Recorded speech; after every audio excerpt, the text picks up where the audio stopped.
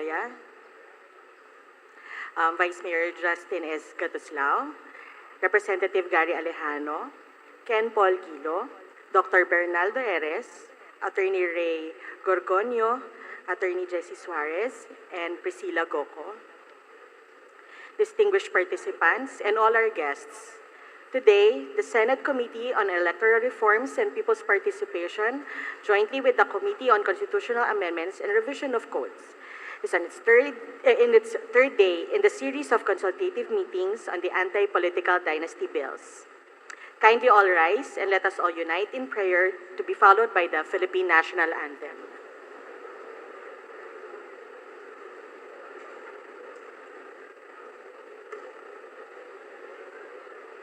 Eternal Creator, we gather today with humility and hope for this third public consultation of the Contra Dinastia Bill. We ask for open minds and generous hearts as we listen to one another.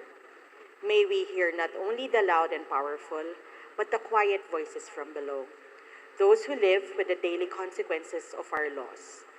Grant us the courage to face hard truths, the patience to disagree with respect, the wisdom to shape rules that serve the common good, not narrow interests. May this consultation be a true act of public participation. May every voice shared here help bend our history towards fairness, dignity, and democracy. We offer this work for the people, especially the next generation who will inherit the nation we shape today. Amen. Let us all sit down. Without further ado, we shall now begin the third public consultation. Philippine National Anthem. Sorry.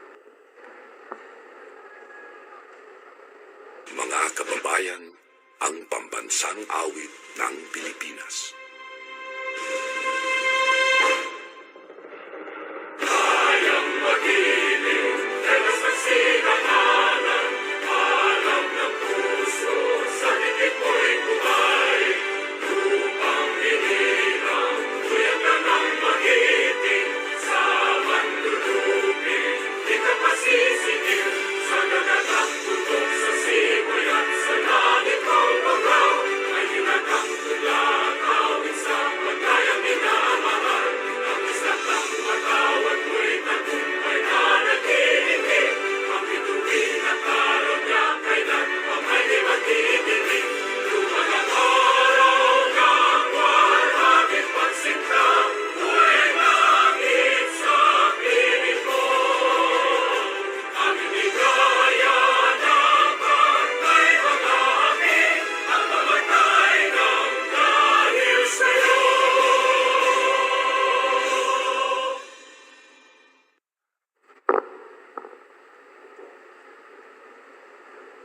Without further ado, we shall now begin the third public consultation on the anti-political dynasty bills. We call on Mayor Gatutaya to deliver the welcome message.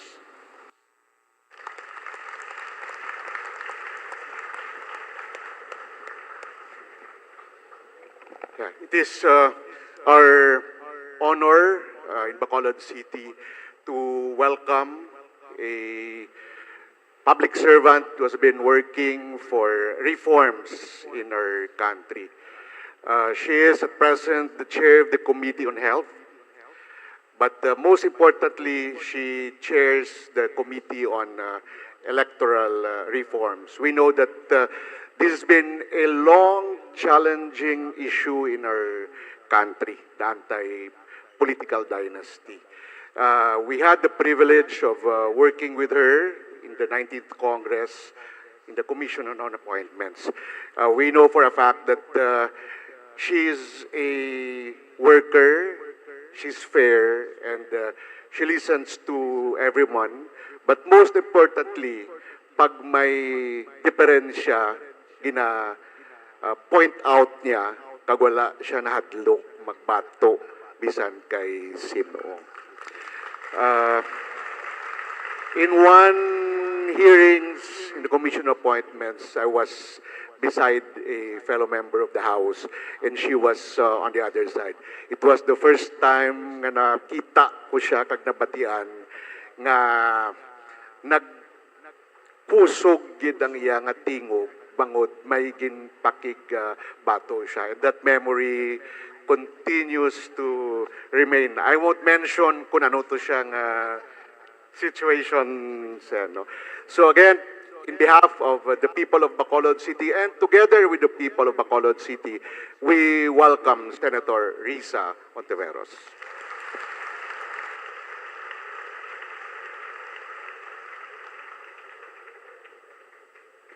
Damo nga salamat, Mayor Greg, for that happy, angry memory. Alam ko kaagad sino yung naalala nyo. Anyway, maayong aga. Maayong aga sa tanan.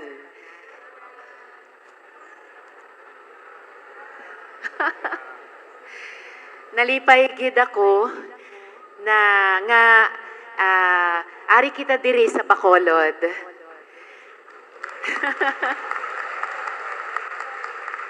Special ini para sa akon kay kami nga mga Ontiveros, taga Western Visayas gid. Mostly sa Panay kag damo mga paryente na Monterrisa Negros. Isa na si Vice Mayor Justin, primo ko. Good morning, Vice. Hindi lang official trip ini para sa akon. It really feels like coming home. Oh, no, it's okay. Thank you. It really feels like coming home. And,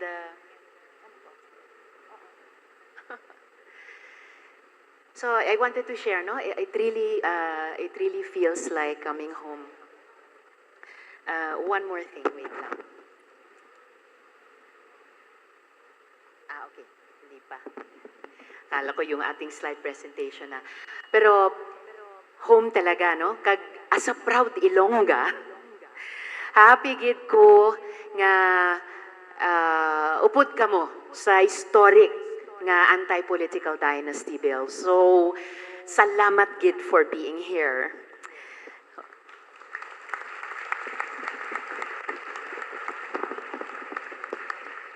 So, hindi na po lingid sa kaalaman natin ang mga pinsalang dulot ng sistema ng dinastiya. Kung saan nangingibabaw ang konsentrasyon ng kapangyarihan sa iilang pamilya, madalas matatagpuan rin ang korupsyon, kahirapan at kakulangan ng pananagutan o accountability sa halip na serbisyo publiko sa ordinaryong Pilipino. Personal na interes at pakinabang ang madalas na nagiging sentro. Nandito po tayo ngayon para baguhin ito, no? At maghanap ng konkretong alituntunin para labanan ang sistema ng dinastiya. So, may tatlong core issue, subong, na dapat harapin. So, ito yung ating slide 1. Issue na magbibigay buhay at saysay. So, una, ang degree of relationship. O kung gaano kalayong kapamilya ang sakop. 4th degree ba? 3rd degree ba? 2nd degree ba? Pangalawa, ang scope of prohibition o ang sakop ng mga posisyon sa gobyerno. Hiwalay ba dapat ang pagbilang ng pamilyang pinagbabawal para sa national positions? Presidente, vice-presidente, senador. At hiwalay rin ba ang sa LGU officials? Saan din natin bibilangin ang district representative? Local ba? National ba? Pangatlo, kung successive o simultaneous ang prohibition. Dito naman pag-uusapan kung dapat sabay-sabay lang ba ang bawal o pati ang sunod-sunod na paghawak ng posisyon ng mga pamilya. So ito po yung mga pamangkot na gusto naming konsulta sa inyo. Ang kinahanglan po natin ay isang kontra dinastiya na praktikal at may pagkakasundo. Isang panukalang, of course, sumusunod sa konstitusyon, Dinig ang mga concern ng iba't ibang sektor. Inuuna ang kapakanan ng botante kag kayang aktwal na ipatupad sa mga konkretong sitwasyon sa mga komunidad. So kasama po natin ngayon ang ilang panelists mula sa mga lokal na pamahalaan, ahensya ng gobyerno, akademiko, kag civil society. So sa tulong po ninyong lahat, buong pininiwala ko, ipapasa po natin ang batas kontra dinastiya. Damogid nga salamat sa inyong tanan. Okay, so now, na-recognize na ni COMSEC yung ating resource persons. So hilingin ko po sa mga kaupod ko dire na magbigay ng kanilang presentasyon o tingin dun sa anti-political dynasty bills at kung kaya within 5 minutes each. Okay. So, at pagkatapos nila, bubuksan po natin yung open forum para marinig naman ang inyong mga pananaw, inyong mga pamangkot, inyong mga suhestyon, pati mga oposisyon nyo tungkol sa kontra dinastiya bill, kung anuman. Okay? So, yan po ang ating pag-uusapan buong aga. So let us hear first, of course, from our dear Bacolod City Mayor, Mayor Greg Gasatayang.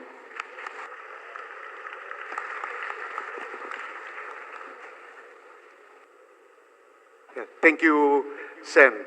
So on the part of, I'm speaking for in my behalf, Sen, because we know that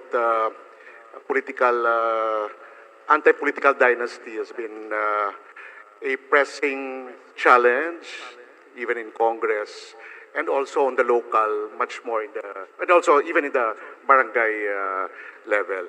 So siguro, clear lang, I agree with kung sinong sakop. Number two, kung anong views with regards, like, even sa national, kung pwede ba na magkakapatid na mga senators, on Congress, kung iba't ibang districts, at saka kung anong level of degree, either by affinity or consanguinity. No? And also on the local, on the aspect of hierarchy, for example, on the aspect of succession, pwede ba na yung mayor, either anak, kapatid, asawa, tumakbong vice mayor, and even sa councilor. So siguro, those are the things that on the part of the local, maging clear. No? But we are, personally, I am really in favor of nasimulan ang discussion and even come up with a clear framework on how it will work, Senator. Salamat gid, Mayor Greg. Subong, okay. Let's hear from Vice Mayor of Himamaylan, Vice Mayor Justin Gatuslao. Okay. Sa aton pinalangga nga Senadora Risa Ontiveros, sa aton Mayor sa siyudad sang Bacolod, nga taga-Maylan maning pamilya nila, si Mayor Greg Gasataya. Of course, KAMSU President, mga Lubnan is here with us. Part-time instructor man ako sa KAMSU Binalbagan niya. So I feel like coming home to family as well. Mayong agagid sa inyo nga tanan. I wanted to be very clear sa ako niya statement this morning because I'm very sure that a lot of discussions will be made by whatever we say here this morning. So allow me to read. I timed this, don't worry. Hindi na maglapaw 5 minutes. Ha? Okay. Today we gather to discuss a long-awaited addition to our body of laws, one that seeks to finally define and institutionalize the prohibition of political dynasties as envisioned by our Constitution. It may have taken nearly 4 decades for our political system to arrive at this moment of clarity. Still, the fact that we are having this conversation at all is a step forward. And it is especially meaningful that we are having it here in a university where ideas are tested, convictions are framed, and young people begin to imagine the kind of society they want to build. Let me be clear. I belong to a political clan, one often described as among the longest standing and most enduring in our province. And yet I am here with you today to say plainly and clearly without hesitation that I support the passage of an anti-political dynasty bill. That position did not appear overnight.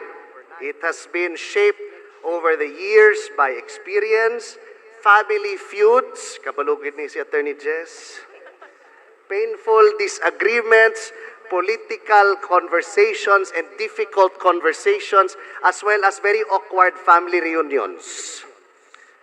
Remember, political families may wield influence, but we are still human families with all the tensions, expectations, and complexities that come with shared history and shared power.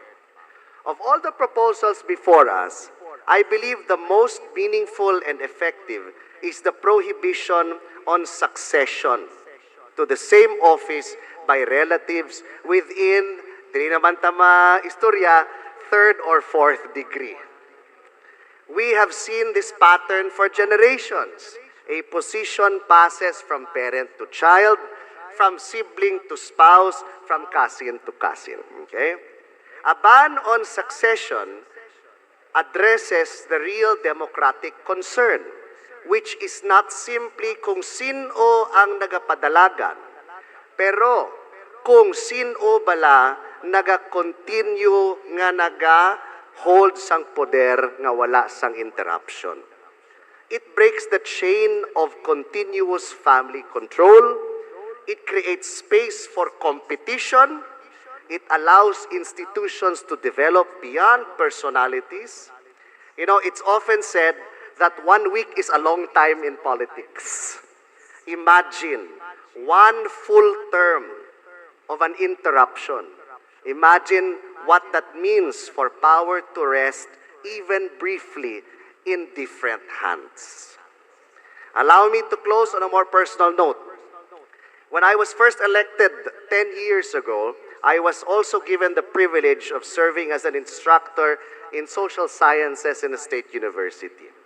In the classroom, I saw firsthand the determination of young people who study not because power is waiting for them, but because of possibilities in their future.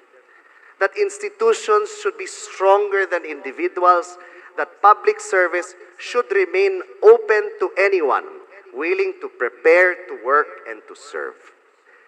Being in front of you here today and every week in the classroom has a way of clarifying what kind of political future we owe the next generation. It reminds us that the rules we shape today will determine whether leadership tomorrow is open or will be determined in hotel lobbies and the dining rooms of the barons and the brokers. And so it feels fitting that this conversation is taking place here in Kamsu, a place of learning, because ultimately the question before us is not just legal or political, it is educational, it is generational. It is about what kind of civic culture we are teaching by example. So this is my humble contribution to the historic discussion we shared today. Ako si Justin Silos Gatuslao, isa ka fifth generation nga miyembro sang isa ka dinastiya, defined by public service, shaped by politics, and I offer my full and unwavering support for the passage of an anti-political dynasty law. Chimpo na! Madamo gid nga salamat sa inyo tanan.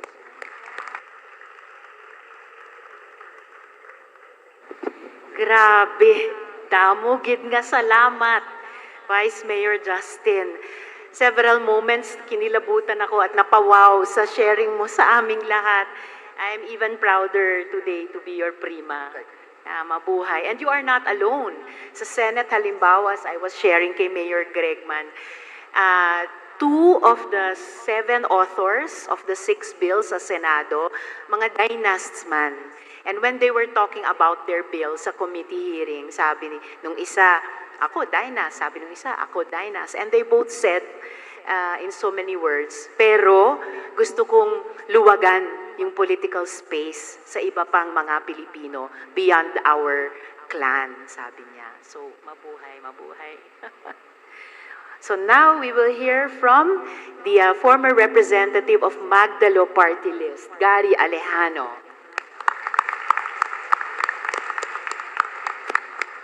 Mic test. Okay. Good morning, Madam Chairperson, Senator Risa Ontiveros, our Deputy Majority Leader in the Senate, Mayor Greg, Primo Gasataya. Nice to see you again. Distinguished guests, fellow resource persons, students, and fellow Negrenses, sa liwat mayong aga sa atong tanan. Senator Risa, allow me first to recognize and commend your long-standing advocacy for clean, participatory, and people-centered governance. Even before you became chair of this committee, you have consistently stood against abuse of power, patronage politics, and systems that disadvantage ordinary Filipinos. Ako po ay nagpupugay at nagpapasalamat sa inyong pagtayo para sa katotohanan at para sa aming mga Pilipino. Ang medyo disadvantage lang siguro, because of your standing up, ikaw naman yung tinitira ng mga trolls. Maraming salamat din po for bringing this crucial discussion to the grassroots dito mismo sa Negros. A place close to your heart as an Ilongga, in a place where political realities are deeply felt by ordinary people. This public hearing itself is an act of democratizing policy. Pinapalapit po ninyo ang Senado sa mamamayan, hindi ang mamamayan sa Senado. I appear before you today not as an adversary or of politicians, but as a Filipino who wants a better system of governance. When I was a member of the 17th Congress, I filed House Bill number 8025, the Anti-Political Dynasty Act of 2018, precisely to operationalize Article 2, Section 26 of our Constitution, that the state shall guarantee equal access to public service and prohibit political dynasties as may be defined by law. In a true democracy, all of us have the right to run and to serve. Tanan naman kita pwedeng magdalagan, no? As long as we are qualified under the Constitution. Ideally, elections should be based on merit, competence, and integrity. Pagalingan, hindi padamihan ng pera. Kung sino ang magaling, siya dapat ang maglingkod. Kahit magkamag-anak pa yan, basta magaling. It does not matter. Pero kailangan nating maging tapat sa sarili natin. Hindi pa ganon kataas ang antas ng ating political maturity sa ngayon. Based on studies, about half of the Philippine provinces are dominated by political families. And research consistently shows that areas with entrenched dynasties lead to a higher poverty rates, weaker public services, and lower human development scores. This is not coincidence. This is a pattern. Noong nakaraan, tinanong ko ang maraming tao, pipiliin mo ba ang kandidatong magaling at may kakayanan? Halos lahat ng sagot, oo, siyempre. Pero pag dinugtungan mo ng tanong, paano kung wala siyang pera at walang koneksyon? Mananalo ba siya? Hindi mananalo. So ibig sabihin, hindi dahil magaling siya, kundi wala siyang koneksyon, wala siyang pera. That is a painful truth about our system. If money is the main ticket to victory, then we should not be surprised when corruption follows. And this system is most efficiently perfected by political dynasties because they control not only positions but resources, networks, and the very decision kung sino ang magdalagan. Eh kung magsiling sila, hindi ka magdalagan, hindi sila magdalagan. Therefore, denying well-meaning people. This culture does two harmful things. First, it teaches leaders and upcoming leaders like sa mga sanggunyang kabataan that power is entitlement, not service. Second, it discourages good, capable Filipinos from even trying to serve. Bakit pa sila tatakbo kung alam nilang matatalo na sila? Kahit ano pang galing niya, no? Magsasayang ka lamang ng panahon at resources kung alam mong talo ka na. At the local level, dynasties also weaken checks and balances. Kung iisang pamilya ang mayor, ang vice mayor at konseho, sino pa ang magbabantay? Minsan, ang biro ko nga ang mga tarpaulin sa kalsada na nakikita natin, parang announcement ng family reunion at hindi kampanya, political poster rin. Makita ko parang reunion ang announcement, no? But here is my important clarification. Wala po akong intensyon na saktan o insultuhin ang mga kasalukuyang nasa pwesto na maaaring maituturing na kabilang ng political dynasty. Marami po sa kanila ay may mabuting intensyon sa pagsilbi sa bayan. It just so happens that this is the system we or they inherited. Wala namang batas na nagbabawal kasi, so we cannot blame them. Okay? So ang punto ko ay ito, if there will be an enabling law against political dynasties, I believe that responsible leaders will comply. Hindi ito laban sa tao, laban ito sa sistema. Tayong lahat, politiko man o ordinaryong mamamayan, ay sama-sama sa pag-aayos ng ating pamahalaan at pag-unlad ng ating bansa. From my experience, when there is real political competition, something good happens. Projects multiply. Tanawabla, pag wala kontra, wala na project. Ha? Pag merong kalaban, maraming projects. Okay? Officials become visible. Iikot na yan para tatanungin kayo. Pag walang kalaban, buenas kung makita mo na. Ha? People are hurt. Nakikinig sila kasi pag i-snap mo yan, bakit di ka butuhin, may kalaban sa kabila. Okay? Service becomes constant and not seasonal. Seasonal, ibig sabihin, pagkampanya lang paglalapit ng eleksyon. Pero kung may kalaban yan, temprano pa, magserbisyo na sa inyo. So, there is a good thing about competition. Kapag walang kalaban, madalas walang proyekto. Kapag may kalaban, magiging mas masipag ang pamahalaan. That is a democracy we should aim for.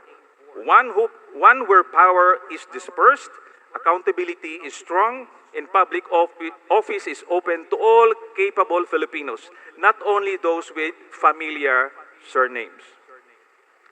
Madam Chair, I hope this Senate will finally turn our constitutional promise into reality so that public service becomes pagalingan, hindi padamihan ng pera, consultative, hindi oppressive, aktibo, hindi absentibo. Maraming salamat po and I look forward to this historic discussion. Maraming salamat. Mayong aga. Damugid nga salamat man, Rep. Gary. Oh, kids, binanggit ni Rep. Gary yung SK. Take note, umaasa kami sa partisipasyon ninyo lahat, lalo na mga younger Negrenses present, younger Bacolodnons. Kay aside from the Bangsamoro, SK lang ang government structure or institution natin na mayroon ng anti-political dynasty provision. So, we have something to learn from you, from your SK, even sa ganitong konsultasyon sa isang anti-political dynasty law. Okay, now let us hear from the former mayor of Don Salvador Benedicto, law professor, Okay, maybe we will save the best for last pagdating niya. Okay, unahin po natin mula sa University of St. LaSalle sa Bacolod, si Dr. Bernardo Eres, PhD.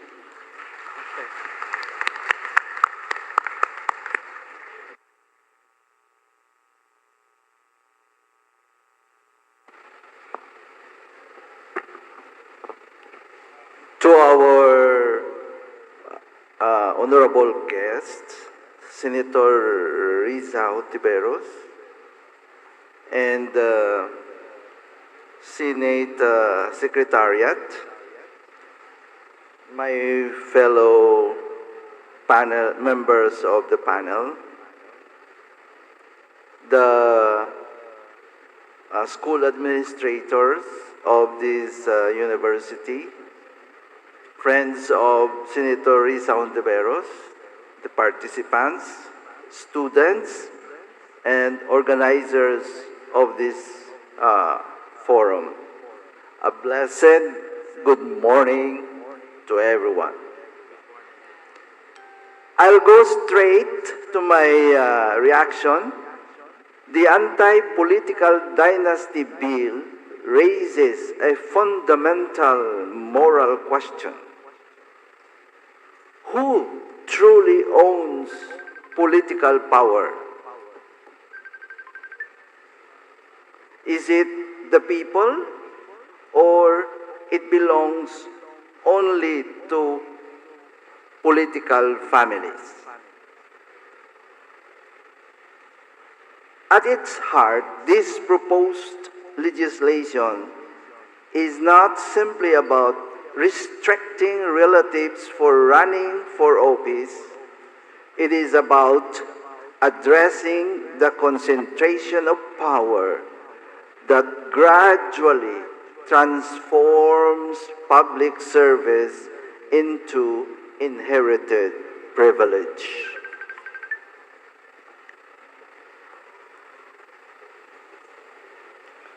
When political positions become almost exclusive to a few families, democracy risks becoming symbolic rather than participatory. From the perspective of social ethics and Catholic social teachings, because this is where I am coming from, this touches directly on the principles of the common good, human dignity, and participation. Every citizen should have a fair opportunity to serve, and no social structure should systematically exclude the poor, the unknown, or the unconnected. At the same time, we must be fair and balanced. Not all political families govern poorly. Some have genuinely served with competence and integrity. Moreover, we must guard against reforms that unintentionally restrict people's freedom to choose their leaders. Therefore, the ethical task before us is not to punish families, but to correct a system that allows excessive concentration of opportunity and influence. My hope and prayer that this bill will be accompanied by a strong political party reforms, transparency mechanisms, and leadership development programs, so that new leaders, especially from marginalized communities, can truly emerge. Ultimately, democracy flourishes not when power circulates within bloodlines, but when leadership becomes accessible to all who are capable and willing to serve. That's for the reading of my reaction, Your Honor. Thank you, and good morning. Salamat kay Dr. Eres. Ang ganda po yung paalala nila na this is also about ethics. This is about the common good. This is even about yung tinuturo ng iba't ibang mga pananampalataya, including Catholic social teaching. So, damo gid nga salamat. Now, we will hear from nakakatuwa. Dating mayor ng Don Salvador Benedicto, law professor diri sa Negros Occidental, University of Negros Occidental, Recoletos, UNOR, Attorney Jose Max Ortiz.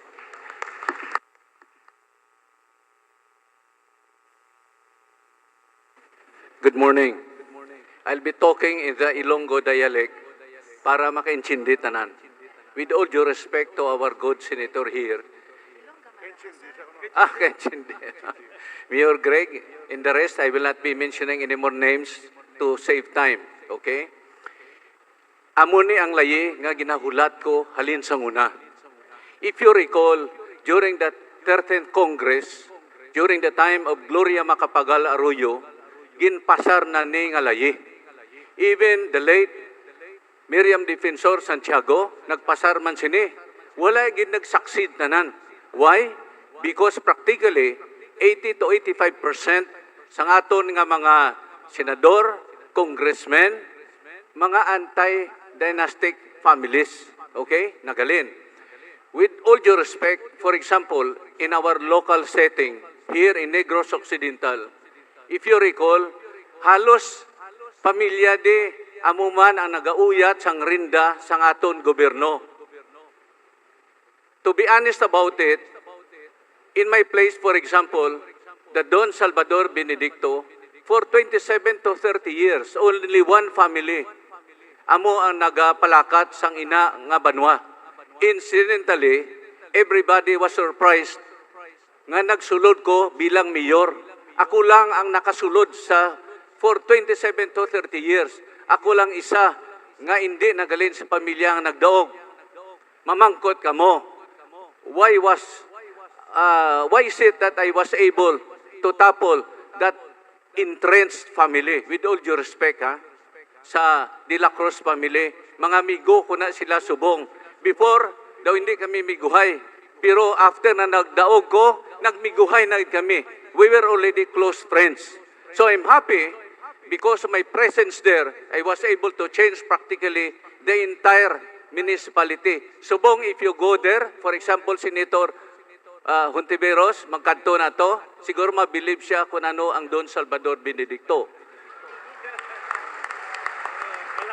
Puwerte katahom, ang nag-attend di subong, pwede libre ito sa akong lugar. Oh, libre. I will assure you, makalibre ka mo to. Pirmahan ko lang libre. Okay?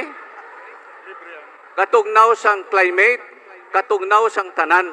Okay? That's why, hindi katingalahan nga damo to bata sa Salvador Benedicto because of the cold climate. Isa na ko da. Sa una, wala man kugid gahulid mayo sa asawa ko, pero pagsugod sa Salvador Benedicto, daw hindi mapunggan. Siling ko, abi, madugang ta isa. Kung pwede. Okay, anyway, going back to sa ano, not only in Salvador Benedicto, without any more mentioning names, no, there is a Negros Occidental, grabe di ang dynasty. Wala na opportunity ang iban nga kuntani mentally kag physically tanan politically capable incidentally because of this dynasty medyo mabulubudlay. There is the so-called monopoly of power already. And because of that, ato ang may talented nga iban, why na tsansa? Secondly, aside from that political dynasty, the problem is with the Filipino people, not only in Negros Occidental, is money talks. Okay? Money talks. That's why, when I was running, dito man Salvador, siling ko sa ila, o anong gusto nyo? Ang dating daan o ang bagong daan? Ang sabat, 5 daan. Di, why tamay mo?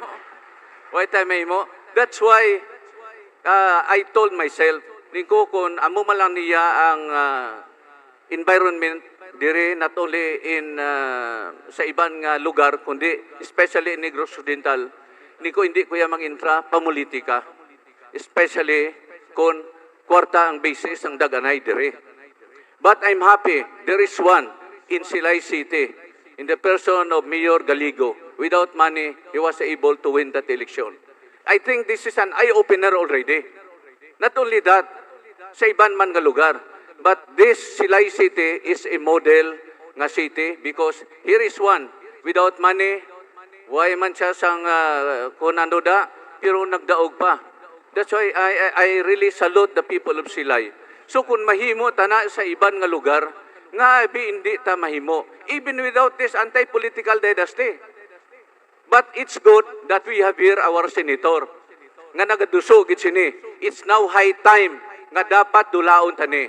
I for one, I'm sure Mayor Greg Sataya kag iban diri nga mga local officials naton iduso tani. We are happy that because of this flood control issue, nagsulod ang anti-dynasty. Even Sandro Marcos nag-agree pa. Bisan ang aton nga Speaker of the House nag-agree pa. Imagine, because of this flood control. This is already, to me, this is the catalyst nga naghimo ni Subong. That's why I'm talking to you here, my personal gratitude for people who are campaigning for this anti-political dynasty bill. Dugay na ni. There were already about 8 bills passed in Congress. Why again? But this time, with the help here of our good senator, I am confident nga ini siya mapasa rini. So talking about the anti-political dynasty bill, kung ano man na siya, kung second degree or third degree, that's already the work of these people here.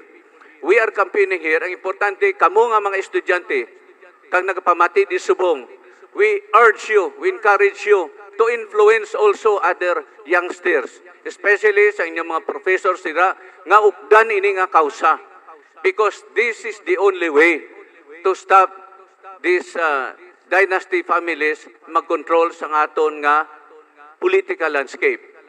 So, sa tanan, my invitation for you to go to Salvador Benito continues. I will sign it after my short talk here. And siguro, I will salute you, especially the students here who are listening here, to encourage all your families, encourage all youngsters and students from other schools nga let us campaign for this. Because kung sige lang tayo gagahod, no? Wala man sang nahimuan, that will already, I just want to echo the words of Mr. Mark Twain. Thunder is good, thunder is impressive, but it is lightning that does the work. Thank you and good morning.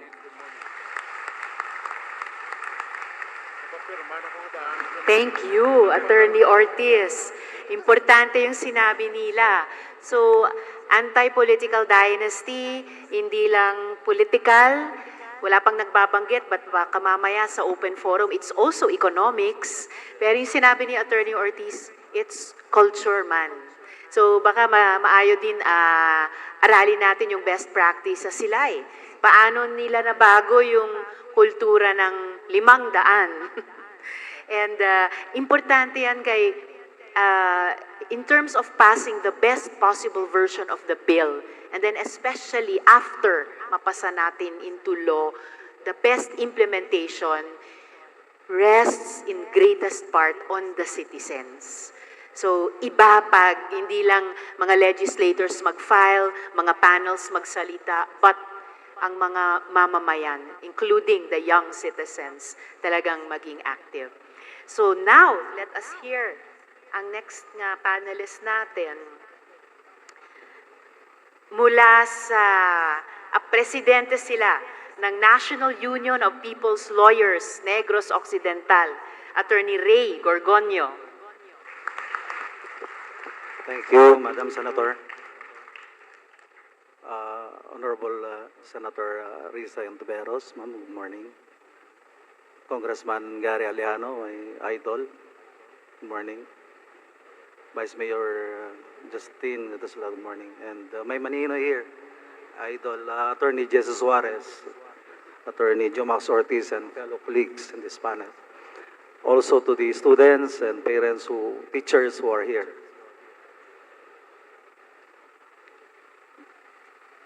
Gusto kong linawin na bakit sinasang-ayunan natin yung pagpasa ng anti-dynasty bill.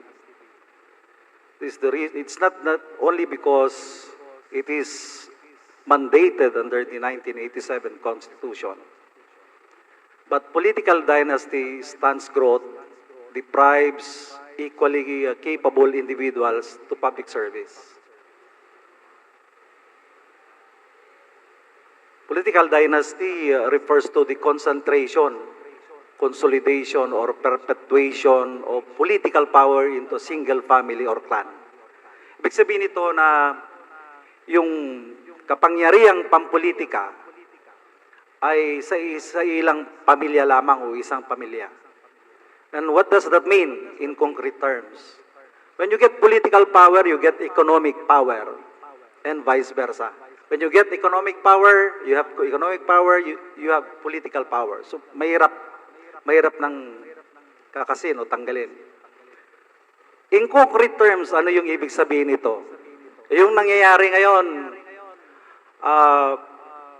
marami yung from above, no, president down to the municipal or city level. Pagkakamag-anak, paano nangyari? May mga tinatawag tayong allocables. May tinatawag tayong program such as AIX, no? Purpose, ano pagid? Tupad, scholarship grants, hospitalization. Kung wala kang pang hospitalize, kadto ka kay mayor, tagaan niya ka na. Kaya may budget sa from PCSO, may mga ano dyan. Kung ang bata mo, wala ka pang pa-eskwela, kag Mayo, kadto ka kay mayor or kay gobernador, tagaan niya ka pundo para sa scholarship. Pero in return, dapat you have to support him during electoral exercises. So gagamitin niya yung kapangyarihang pang-ekonomiya, pang-politika, para ensure na ma-perpetuate niya yung kanyang power, political power, including yung kanyang mga pamilya. Apart from that, ano pagid? May mga job order employees, di ba? Job order employees, si mayor or governor may job order yan. So kung sabihin nila, magkano ba pundo mo kung tatakbo kang mayor or governor? Wala kang 1 billion, tatalo ka niyan kasi yung budget niya for job order, malaki. So sa job order pa lang, ayawan ka na ma-offset. No? Another is projects. Yung mga kita na sa mga projects. Kaya nga lumabas yung ghost flood control projects. Minani yung mga budget para sa flood control. Para saan yan? Para gagastusin sa politika at iba, siyempre, para sa kanilang personal na kailangan. And all these powers that is concentrated into one family, gagawin nila yan to perpetuate themselves and consolidate themselves until kingdom come. So that deprives the best sons and daughters of Filipinos na mas magagaling. Kaya nga nung tumakbo yung si Congressman Gary, Senator, sabi niya, hindi na ako tatakbo, attorney. Bakit, Senator? You are one of the best congressmen we have. Because you defended our national territory. Siya yung palagi nakikita sa West Philippine Sea issue. Sabi niya, hindi na ako tatakbo kasi hindi natin kayang tustusan yung senatorial ano natin. We need at least 200 million, di ba? Kung 200 to 300 million. Para lang. So, it deprives us, the best sons and daughters, to be elected in the public service. Kaya dapat, it's already time that this anti-dynasty bill has to be enacted into law. Madam Senator, I've been reading the different versions of the anti-dynasty bill from from House bills to Senate Bill number 30. Medyo nagtatalo yung definition of what constitutes dynasty. Yung separate version ng House, second, third degree of consanguinity or affinity. And yung Senate bill, mayroon din second, third, and fourth degree of consanguinity or affinity. Pero isa kong napansin dito, even sa House Bill number 30, yung term na elective office simultaneously with the incumbent elective official. Ito, kami mga abogado, mahilig kaming maghanap ng butas. So, siyempre kung pupunta yung client namin, tatanungin, attorney, hindi na ako pwedeng tatakbo kasi misis ko mayor. So, hindi ka pwedeng tatakbong vice mayor or congressman because meron na. Nag-i-advise mo lang naman, hintayin mo muna matapos yung misis mo. Ikaw na lang successor. So, wala yung succession dito. So, it should be, ang observation ko is para masaradaan yung gray area simultaneously or by succession to prohibit political clans or political families from perpetuating, consolidating themselves into power. Kailangan wala tayong makitang butas so that the objective of the law could be attained. So that the best sons and daughters of our country will have the opportunity to serve the Filipino people. Yan lang po at maraming salamat. Damo nga salamat man, Attorney Gorgonio. Actually po, mayroon, well, at least in yung Senate bill ko, maybe of some other colleagues, at yung House bill sang Akbayan, kina Repchel, and maybe also some of their colleagues pa sa House, kasama na po yung succession. Pero salamat, Gid, for pointing out na hindi dapat yan maging loophole sa final law. Nabanggit din ni Vice Mayor Justin yun kanina na yung ban against succession nandun sa ilang versions and sinusuportahan niya. So, salamat, Gid, sa liwat. Attorney Gorgonio. Thank you, Senator. Thank you po. Now, let us hear. Okay. Kabaro ko, kapwa leader kababaihan. Mula sa Partido Manggagawa, Priscilla Goco.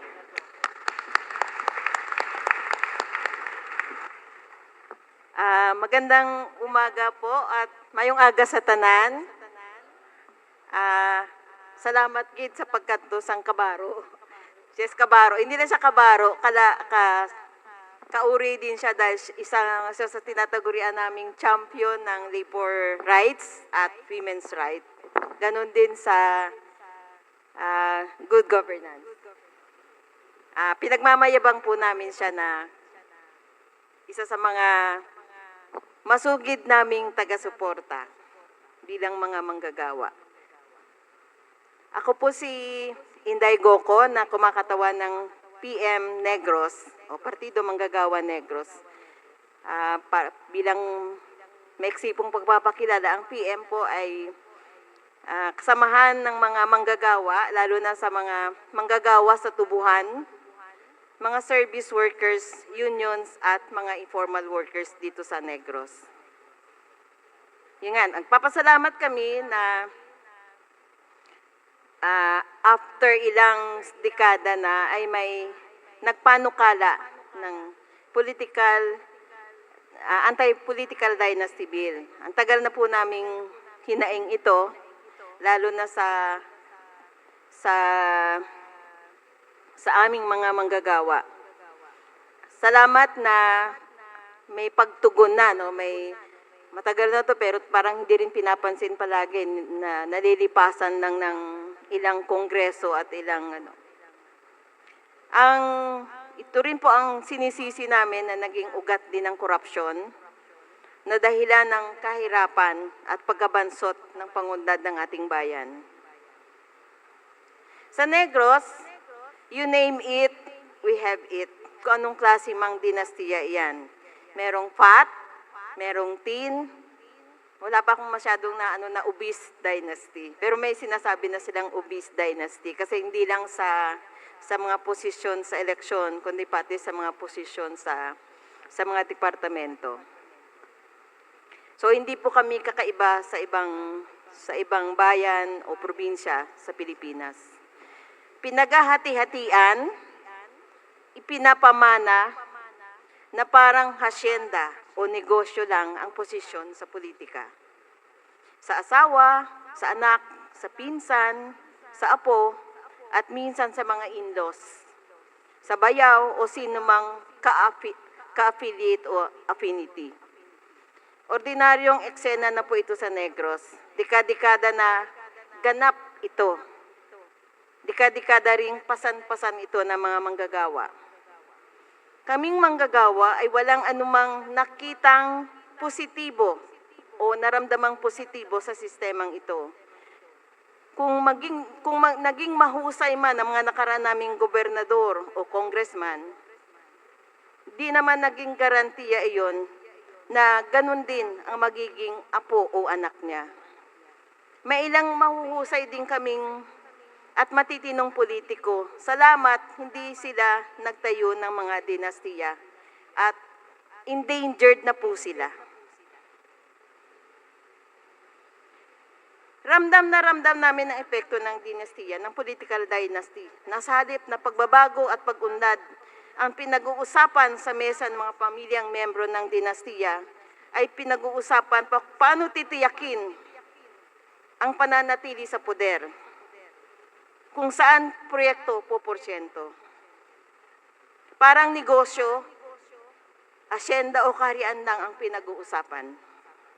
Matindi pa, sa sistemang vote or gabot dito sa Negros, alam natin lahat yan, sa mga asyenda ay aambag din sa pagmamalagi ng mga dinastiya.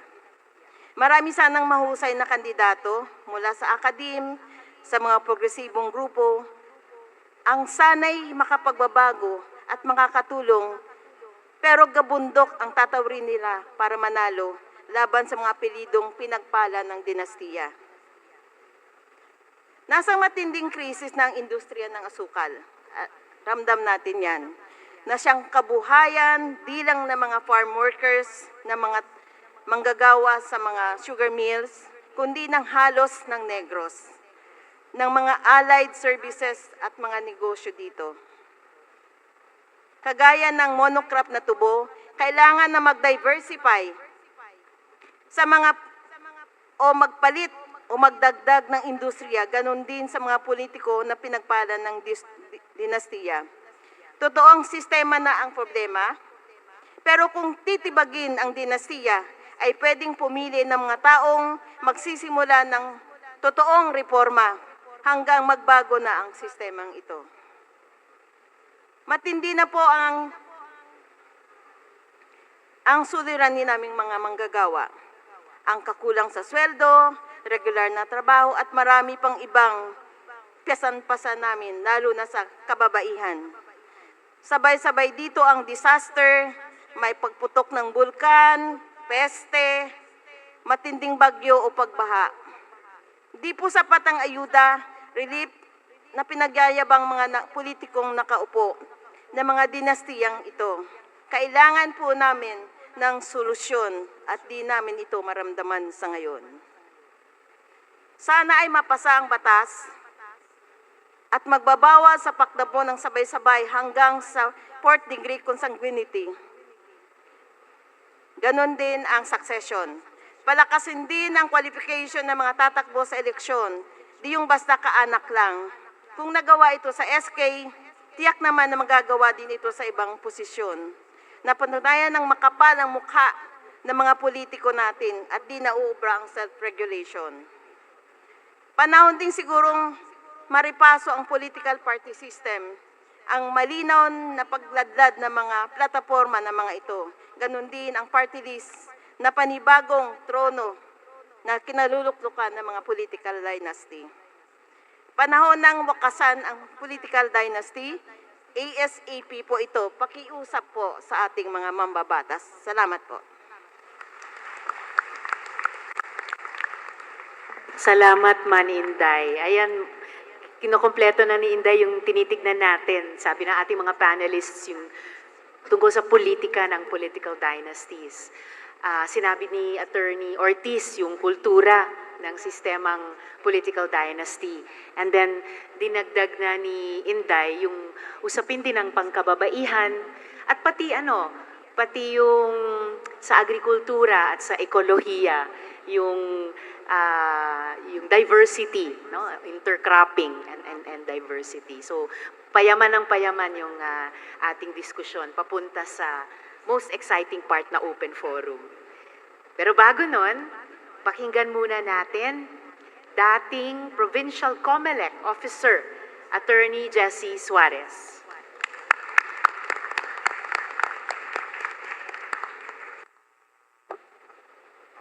Hello.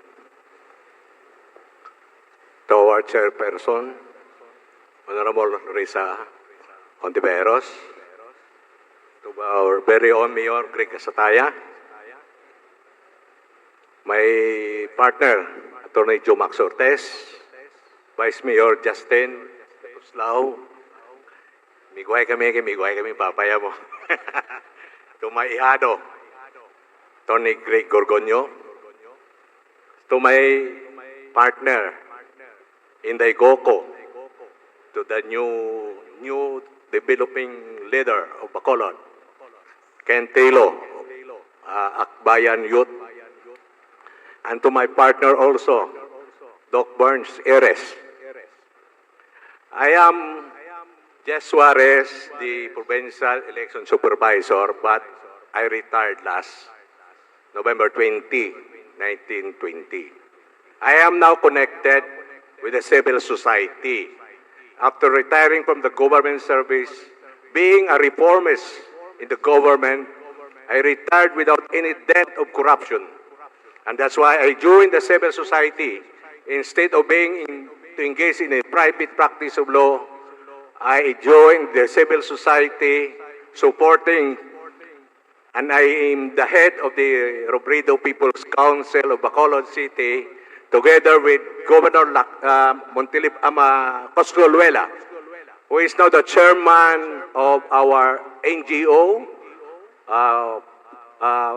Paghimudos Negros Incorporated, and I also the vice chairman. Si Gobli ito, tani, di galing may conflict of schedule. Usually, ako ginapa-substitute siya. But at any rate, okay, good.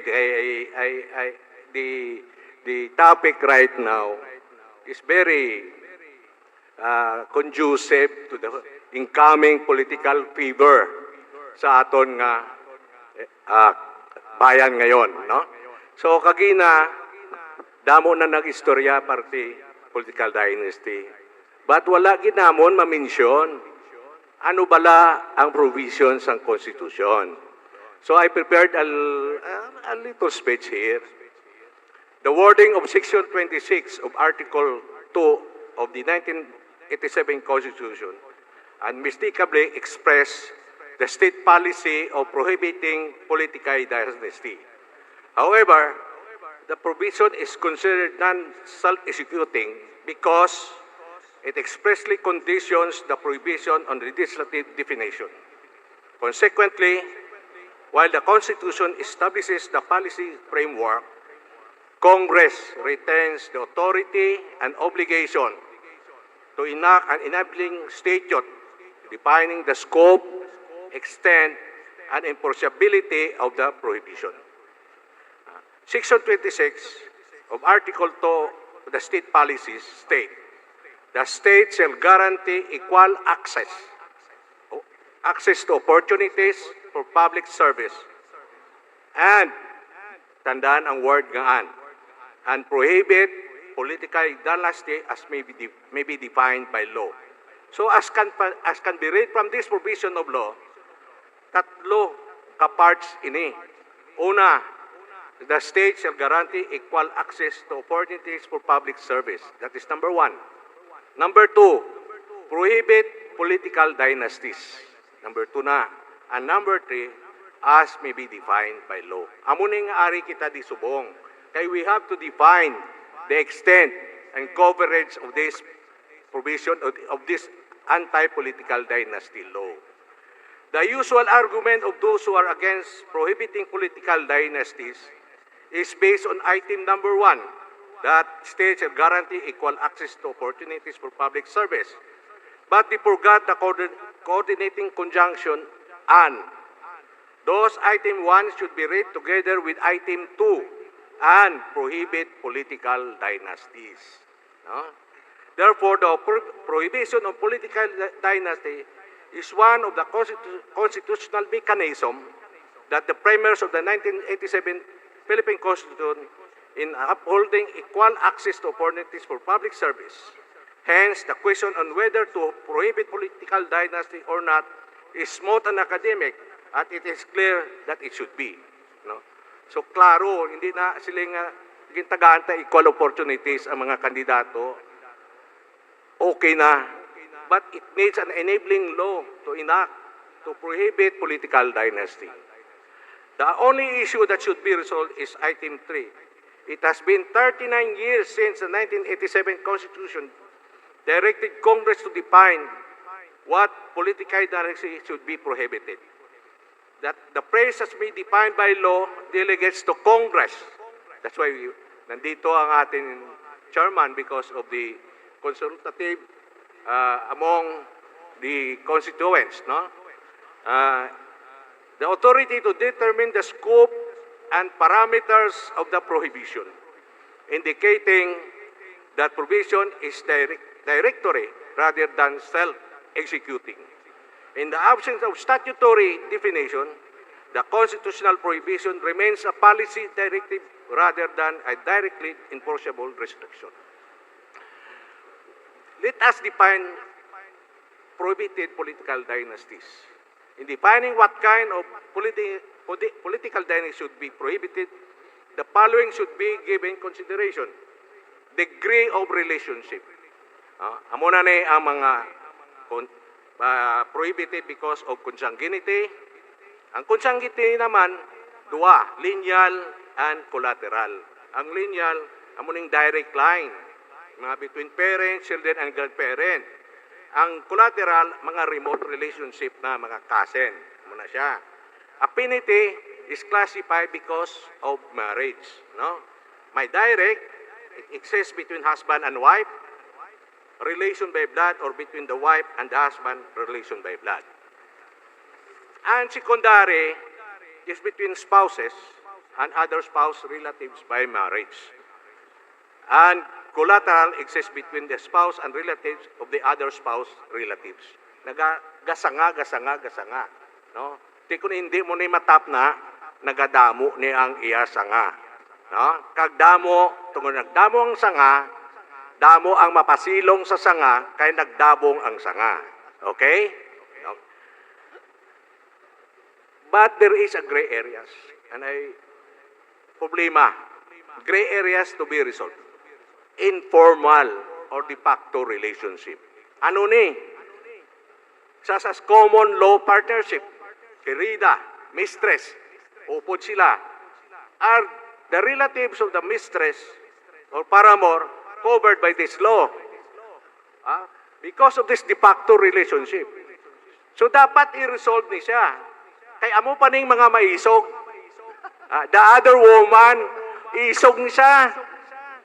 Gapahimuyong na lang iha ang first. No? So, i-resolve ning gray areas nila ni Chair nga amo ning gahalinan sang ilinaway mismo. Nga nga daw laban pa tong iya kay other woman man ang siya, kuya. No? So, damo, no? Okay. In determining what the gray, I believe that laws should be created in harmony with other laws. Hence, as a degree of relationship, I believe we should adopt the provision on nepotism. Okay? Nepotism, very important, no? Which either third or fourth degree. Sa nepotism, third degree, no?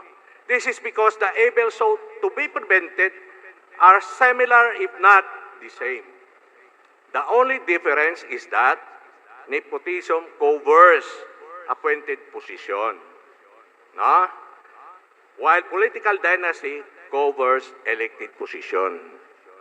So kung ang mayor, vice mayor, kag councilor, isa kay dynastiya, ang mga GO, isa man niya ka tribo. Kanyo? Isa ka tribo ang GO, isa ka kabaranggayan. Mayor Greg, tama? Tama? Migo ko rin Mayor Greg. Ginatawagan ko din nila kada eleksyon sa una.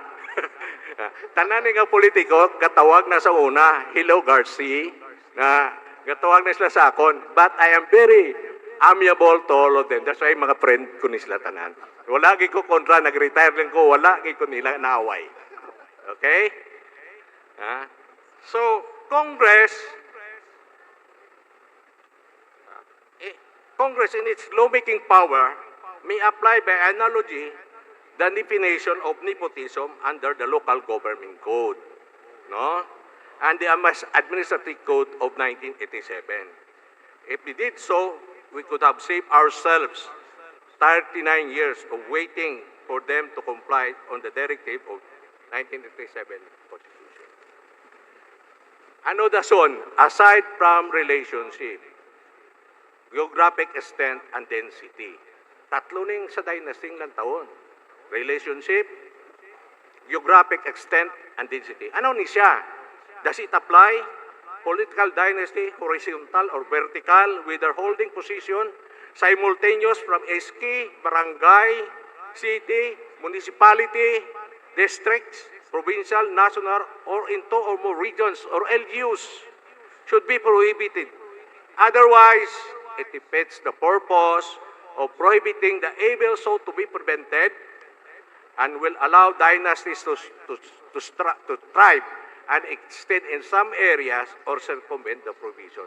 Magabata ni siya, kung diri lang sa limited ang scope, masaylo sa isa ka probinsya, they will again control the other provinces. That is what we can, like ginahimo, subong, no? From diin sa nga probinsya, makadto sa Negros, Matagan, then control Negros. See, that is what we sought to be prohibited or regulated. Okay? Next is succession. Amo ning madugo. Ang succession madugo ni. Discussion should be made whether or not a succession to elected office is considered dynasty or not. Why? Tiginili kami sa tao. Tao yang nagboto sa amon. Ihaboy tayo sa tao eh. Ha? Ano mo na iya kay palangga kami sang tao?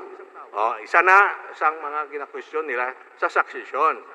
Should term limits covers relatives, thereby giving others a chance to serve.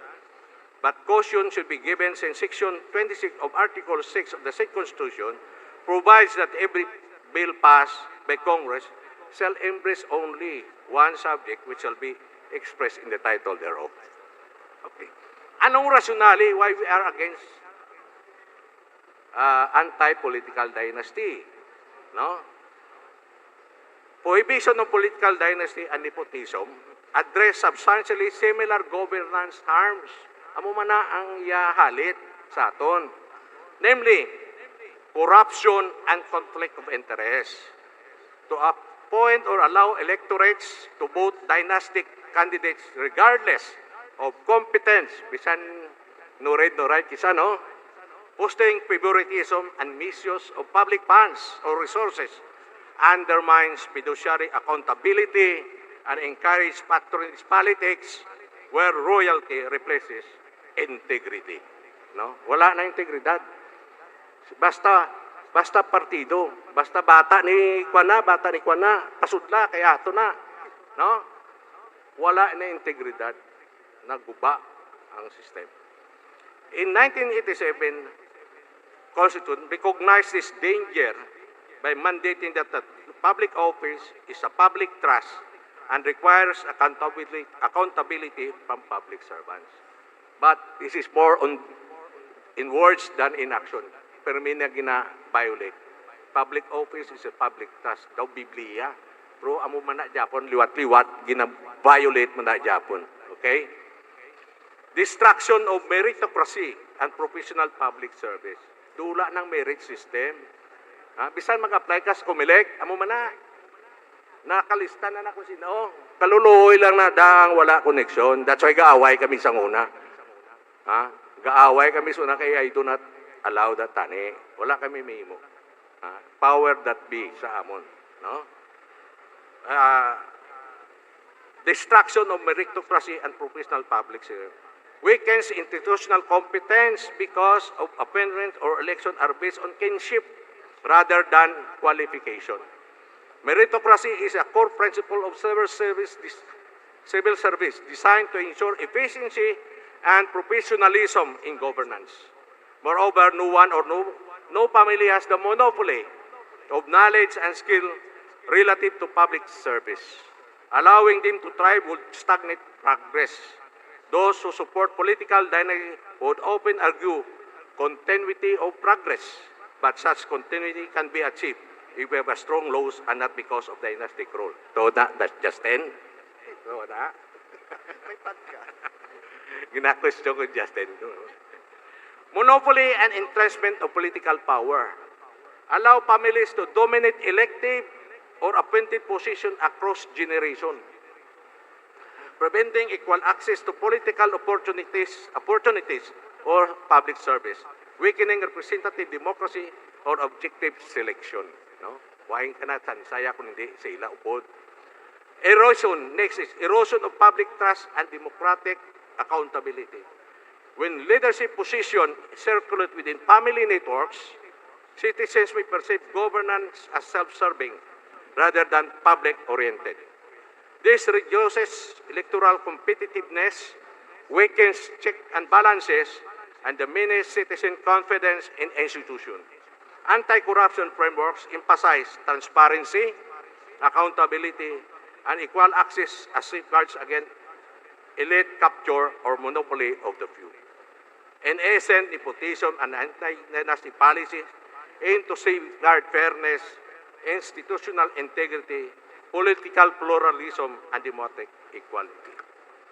In conclusion, amo na yung kakatabo, masiling na ang congressman. Ang mga kamuabi, nami niya ang amon congressman, daog na siya permi, kaya kung may kalanlang kami siya, hapos na yamon palapitan, kuot ni sa kwarta sa bulsay, ya pagani kwarta ginatay sa amon. No? So, may binipes man ang dynasty. No? Ang mayor namon, agbayag-bayang kami, dugay-dugay ko, tanya ko 500. Okay na, di ba?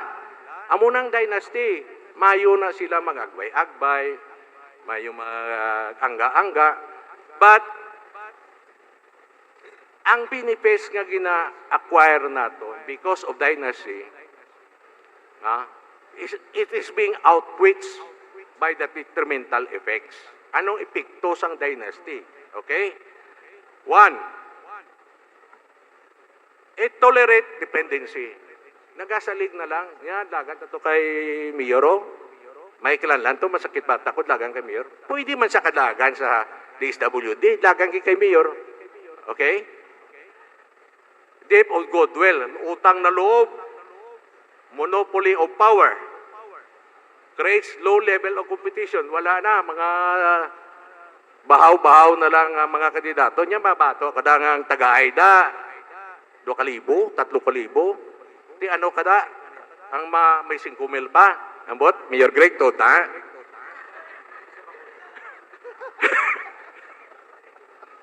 Ako sa unang napangbantayan ko ni sila, kaya ako sa Kumilig. Gahamba lagi ko. Amo ning ubraw nyo para madakpan yung bukbaying. Pasudlan nyo tong kandidato, pulo ka mo, mag-execute ka mo dayon apidibig, nga nangatag sa kwarta. Kay desisyonan ko, ikonbekta. Wala man, kinalipay man sila, nagbaton man sila mo. Tapos magkumod-kumod, awayon nilang mayor nila, tisabton sila sang mayor o kung sang congressman. Di nagbaton ka man, amo na to. See? Amo na subong, voters education, vote buying, hindi pwede. Ha? Tugip, tagaan nyo man tsansa, ang mga maayong magdalalagan. No? Ay, bisan, hindi pa na political dynasty, ha? Kuhan pa na mga surrogates lang na nila. Pero amo na nga katabo sa aton present situation. Okay? Hinders the policy of the state to promote a high standard of ethics. Imbes nga ayuhon sang kaluluoy man ang aton nga gobyerno, gusto ya mag-ayuhan. But gina-undermine sa mga leaders. No? In public service and ultimately detrimental to political maturity of public officers and public alike. That's why. So, thank you very much and God bless. Damugid nga salamat, Attorney Suarez. Ang mga sagot ni seatmate ko, Mayor Greg sa mga pamangkot ni Attorney Suarez, not necessarily hindi sa Bacolod City. Nakita po natin, nag-political dynasty 101 na tayo kay Attorney Suarez. Very, very instructive. Pati yung mga potential gray areas, parang yung potential loopholes na sinabi ni Attorney Gorgonio kanina. Nakakatuwa kasi ito yung pangatlo pa lang na consultation. Yung unang-una sa Pasig City, merong isang leader kabataan doon na nagsalita na aside from banning political dynasty sa pamamagitan nitong lei, another path could be through the local government code. Nabanggit man ni Attorney Suarez just now. At doon sa kanila, kay Attorney, pwedeng area para limitahan o iban yung nepotism, no? So pati sa appointing positions. So pwedeng balikan yun mamaya sa ating open forum kung merong gustong mag-follow up. But last but not the least sa ating mga panelists, kasi sabi nga ni Gat Jose Rizal, di ba? Kayong mga kabataan ang pag-asa ni Inang Bayan. Pakinggan po natin mula sa Student Council Alliance of the Philippines, si Ken Paulo Hilo.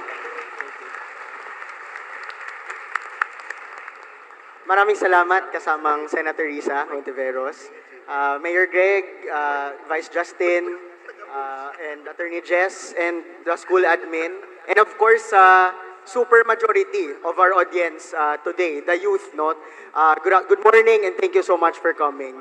I know that the discussions on political dynasty medyo dalom na. It touches culture, it touches governance, but I am pretty sure, 100%, that it also impacts us, the youth, more than we know. And that's what I want to talk about this morning. Nga very important nga kita nga rin di subong, kagitang pinakadamo di subong, kay tungod, dako niyang impact sa aton access to education, sa aton futuro, sa aton future in general. And I think my fellow panelists have successfully established, nga political dynasty is indeed a threat to democracy. Very simply because ang demokrasya dapat kasi decentralized kasang power. Dapat ang power gapanaog gagahatag agadamu sa pumuluyo, sa pamatanon. But political dynasties suli siya, direct opposite gid nga ang power nagakonsentrate sa isa lang ka pamilya. And therefore, very, very clear nga it's a threat to democracy. But how does it impact us? Nga may labot, nga nag-absent kita sa aton klase subong para mamati isang isa ka public consultation on anti-political dynasties. Two things nga very important. Number one, very important for us on political dynasties because if there's concentration of power, it also means nga limited ang spaces nga pwede ta padlaganan, nga pwede ta ang ambal ni Attorney Jess kagina equal access to sa public service. Not everyone or not all young people are children of wealthy families, are not children of well-known families, or of people nga ara nga daan sa politika. But I'm sure that a lot of young people have bright ideas, that a lot of young people knows kung anong problema sa pamatanon. Kakita ang gadason So kabalota ano dapat ang policies and programs nga dapat ginaduso sa government. And because nga kabalota, we should also be in the front lines of representing our sector. But that's so difficult. If, for example, gusto ta magpapili, pero our fellow young people nga, let's say, come from a political dynasty, is always 20 steps ahead of us. Diba? So, very difficult for us to fight for candidates that actually represent our struggles, that actually represent our agenda. So, klaro sa ato nga limited ang space for public service if there is political dynasty. So, that's number one.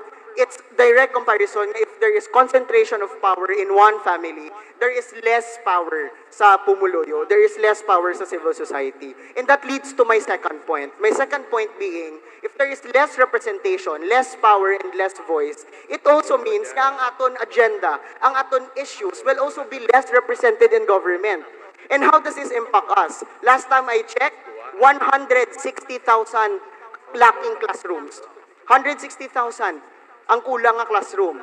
Last time I checked, kabos gyapon ang budget sa education. Wala gyapon na hit nga dapat 6% sa aton GDP ang budget sa education. Nga dapat 20% sa aton national budget para sa education. Last time I checked, nubo gyapon ang sweldo sa aton mga maestra. Last time I checked, 90% sa mga pamatanon. And that's 90% sa mga 10-year-olds. 10-year-olds have a difficulty in reading and writing. And imagine high school na sila, college na sila.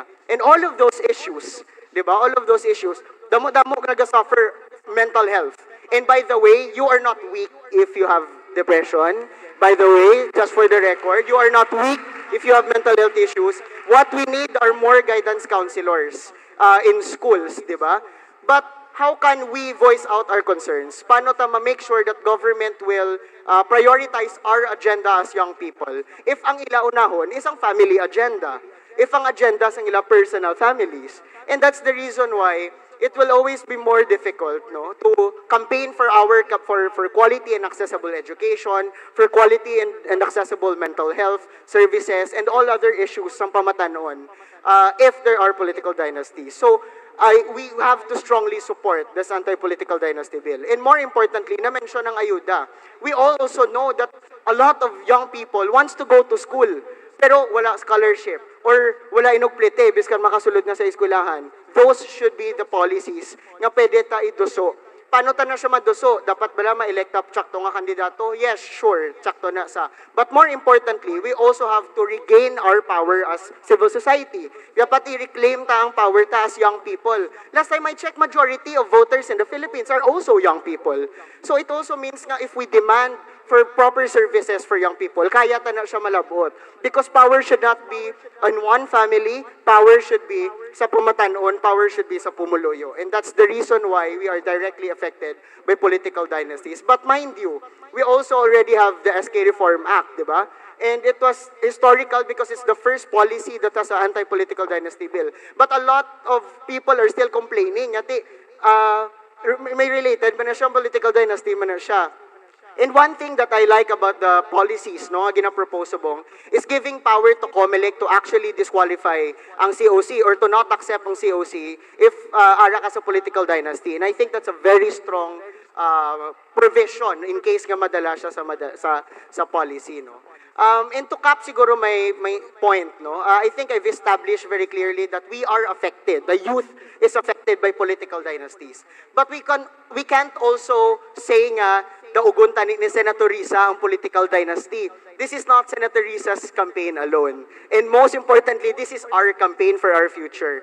So, i-echo ko man ang ambas ng fellow panelists, let's campaign to other young people, campaign to our parents, because kagina maging interview ko sa radio, hambal nila, Ken, do you think that it will pass in Congress because damo-damo man na political dynasty? My answer, I don't put my hope sa mga people in power. I put my hope sa pumuluyo, sa people. Nga kung magtudo ang aton panawagan, nga ipasa ang political dynasty, ang anti-political dynasty bill, we will pierce through the walls of the Senate, we will pierce through the walls of the Congress, and they will listen to us. So let's campaign for the anti-political dynasty bill, and let's let them know, let's make them know that young people want change, want reform, and not something adol out lang but sustainable, and that we can achieve through the anti-political dynasty bill. Thank you. Thank you very much, man, Ken. Maging totoo yan, ha? You will pierce through and we will listen to you. Kasi take note, pinag-usapan din namin ni Mayor Greg kanina, for the first time, may 6 na bill sa Senate. Start pa lang 1/4 ng Senate, mga authors, pito kamo. Sa House, they have 22 bills, kasama yung Speaker at Majority Leader nila. For the first time, isinama na priority legislative agenda ng LEDAC, yung Legislative Executive Development Advisory Council, kasama ang Presidente. So, samantalahin nating lahat yung mga pagkakatong iyon and really allow and make Congress finally pass an impactful anti-political dynasty law. Kanina, sinasabi natin, gusto nating luwagan yung political space for more Filipinos beyond the dynasty. So speaking of space, we are this whole morning in a very special space nagbukas sa atin para sa ating consultation. So pasalamatan po natin at palakpakan ang Carlos Silado Memorial State University. Damo gid nga salamat. Kag sa pamumuno ng CHMSU President Dr. Norberto P. Mangulabnan. Salamat, good sir. Additionally, before we go into our open forum, to also thank other participants who are here, also from the CMHSU Alihis Campus, ang Executive Director Glenn Peter Garcia, kag ang Dean ng College of Computer Studies. Wow! May fans, sir, may fans. Kag ang Dean ng College of Computer Studies, si Dr. Joe Marie D. Dormido.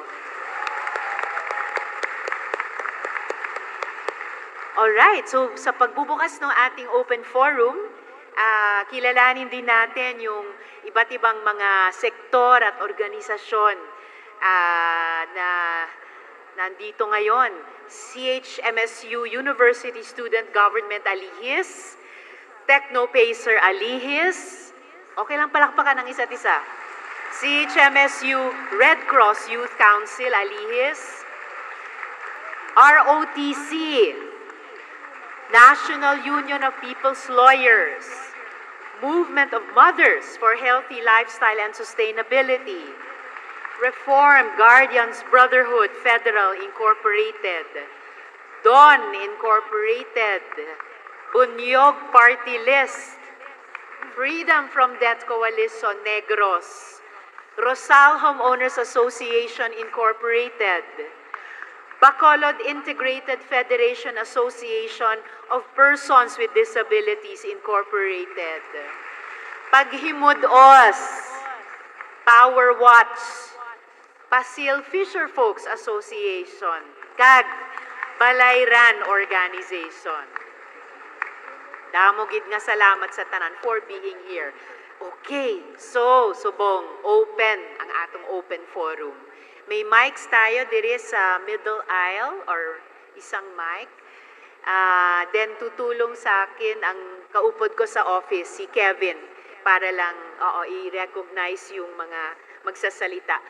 Palihog ipakilala ang sarili, pangalan, ang organisasyon, kag yung gusto nyong i-share na thoughts, kag kung may pamangkot kung sa kaninong panelist gusto unang i-address ang question. Okay. So I think, sino po yung unang magsasalita? Okay. You have the floor. First of all, Honorable Risa Hontiveros, honorable guest speakers, and to everyone here, good morning. My name is Prayance Joel Humauas. I am from the College of Industrial Technology, Architectural Drafting Technology. Studies in the Philippines have shown that provinces dominated by political dynasties have often experienced higher poverty rates and weaker political competition. Ina-argue po ng mga critics na ang dynasties ay nagiging ugat ng patronage politics at pag-reduce ng accountability. While the supporters of dynasties naman, pinaglalaban nila na ang political families ay mas eksperyensado at nag-o-offer ng continuity sa pamamahala. So, my question, Senator, is how do you respond to the argument that political dynasties, while concentrated in power, can also provide continuity and experience in governance? How does this bill address this perceived advantage? Salamat, Gid. A few thoughts bago ko i-hand over maybe kay Attorney Ortiz, kay binanggit nila yung political competition kanina, kagang iban pang mga panelists natin. Dire. The bill really seeks to balance, match, and at least for the first years ng implementation, the first elections after enabling the law, to offset yung undue advantage over time na nag-accrue lamang sa mga political dynasties. And of course, dahil sila yung pinaka nagkaroon ng pagkakataon, tumakbo, mag-serve, tumakbo ulit, of course, ang yaman ng karanasan doon, ang lalong tumaas yung skill set. Gusto ng batas, alinsunod sa konstitusyon, buksan yung ganyang pagkakataon sa mas malawak pa na hanay ng mga mamamayan. That's why importante, like sinabi ng ating mga panelists, magkaroon ng consensus or compromise in the final law sa anong degree natin i-a-apply yung ban. Sa fourth or third degree ba, tulad ng sinabi ng dalawa sa panelists natin, or sa third or second degree lang muna, tulad ng sinabi ng ibang panelists natin. Succession lang ba ang ibaban, tulad ng sinabi ng ilang panelists natin, or both succession and simultaneous? Tapos, paano yung between national and local ba? Dapat ba may ban? Or national lang ba? Or local lang ba? And what do we do about the party list? Hindi ba dapat din may ban between a dynasty occupying both a national and a party list position, or a local and a party list position? So, initial thoughts ko sa question mo, and now I'd like to pass it to Attorney Ortiz and the other panelists na gustong i-address yung pamangkot. Una, Gid, all men are created equal. Okay? Base sa sina nga principle pa lang, dapat ang ginatawag nga political power must not be monopolized by a certain family. Tanawa bala ang mga lugar nga may ginatawag dynasty, dalagan ang tatay, daog. Bulos ang bata, daog. Bulos ang bata, daog man gyapon. Padalaga na ang ido, daog man na gyapon. Bisan ido. Why? Because we allowed it to happen. Hambal ni Mahatma Gandhi, no man loses his freedom except through his own weakness. That weakness, ara sa aton nga mga pumuluyo. Pero kung magsinggit kita, nga once and for all, dulaon tani ang ang dynastiya, then we can do it. We cannot do it alone. We do it collectively. Kung si Senator Contiveros lang ang mag-iyo sini, why ni sa may matabo? Gahod na lang ini tanan. As I have said, ini nga noise, gin-echo na subong ni Mark Twain, the famous American playwright and writer. He said, thunder is good. Ang dagoob, kanami, thunder is impressive. Ang dagoob, mabilib kagid. But again, it is lightning that does the work. Ang kilat, amo ang makapatay. So, ining gahot ni subong, wala ni kapuslanan, kung hindi mapasar ang bill in Congress, nga the anti-political dynasty bill, once and for all, dapat mapasar na ini.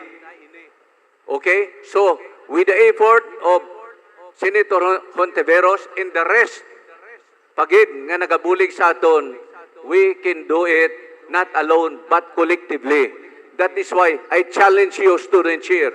I challenge you, all faculty members, nga himuon tinitanan nga tingog, agod maglabot sa bilog nga pungsod Pilipinas. Because with that noise, then it becomes thunder. Ining mga senador ni naton, nagapamati lang ni sa aton. That's why kung may issue gani sa West Philippine Sea, ang tanan ng mga senador, sakay dayon sa issue. Buot silingon, kung makabati ang mga senators, ang mga congressmen sang gahod, sa mga pumuluyo, dira sila nagabase. If all of us will shout nga once and for all, ipasar tani ang anti-political dynasty bill, then mahimo tani.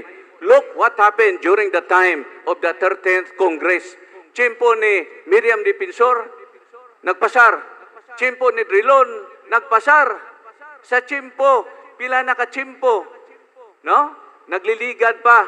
Tanan gusto anti-dulaon once and for all ang ginatawag dynasty. But ato tanan tingog lang ato. All those were only thunders. Why git sang nahimo? This time, I am confident. I can predict. Damo nako na predict nga mga butang. No? In fact, if you recall, daw hindi man ko nagapabugal, pero ang radio station study in Bacolod City, ako perme ang ginatawag naga-analyze. Kaya ginatawag ko nila political analyst. No? Sa Bombo Action Radio, Aremen, etc. Practically every day. Karon sa gabi, ara naman da. That's why, ginahambal ko na nga daan sa inyo. Without you, hindi tani matigayon. Mayor, Senator Raisa, Mayor Greg, kung Gary and the rest, ngari di subong mga panelist, why kami di? We are nothing. Kung hindi kamo magbulig sa sini nga kausa. This is a cause already. Kung sambal pa ni Mother Teresa or ni isang isa pagid ka ni Helen Keller, ano hambal ni Helen Keller? Alone, we can do nothing. Okay? But with you around, we can do something. Okay? So initanan gahod lang ni. Klaro, Article 2, Section 26. Dynasty is prohibited by law. Since there is yet no law, sige-sige lang ni tanan. But with the effort here of Senator Hontiveros and the rest, this will become a bill. And within the year, I am hopeful that within the year, and I can forecast already, that this will be passed within 2026. Especially so, nga aton nga Presidente Subong, nabutanggit sa lang-alang. Okay? We should take advantage of this political brouhaha now. Because our President is now, all we know, nga daw alang-alang itsa Subong. That is why, in order to appease the Filipino people, the anti-political bill must be passed. And that explains why that even the son of the President, si Sandro Marcos, kag sang aton nga Speaker of the House, nagadusugid sini.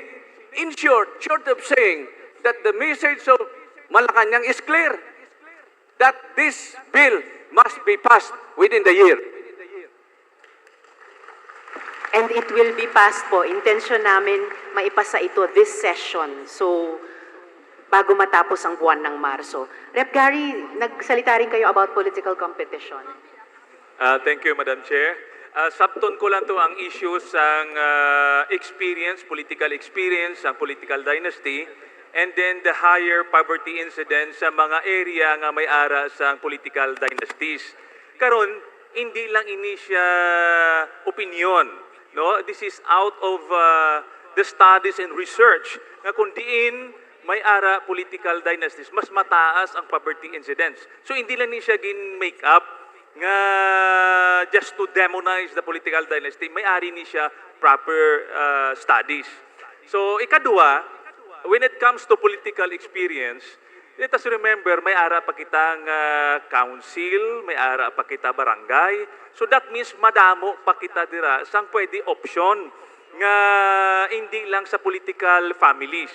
So hindi naton pwede sambalon nga pag nadula ang political dynasty, mag-vacuum ang mga posisyon.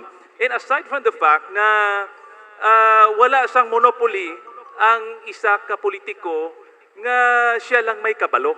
No? Kadali lang tunan ang gobyerno as long as you are dedicated, as long as you are sincere, matunan mo ina ang pagserbisyo.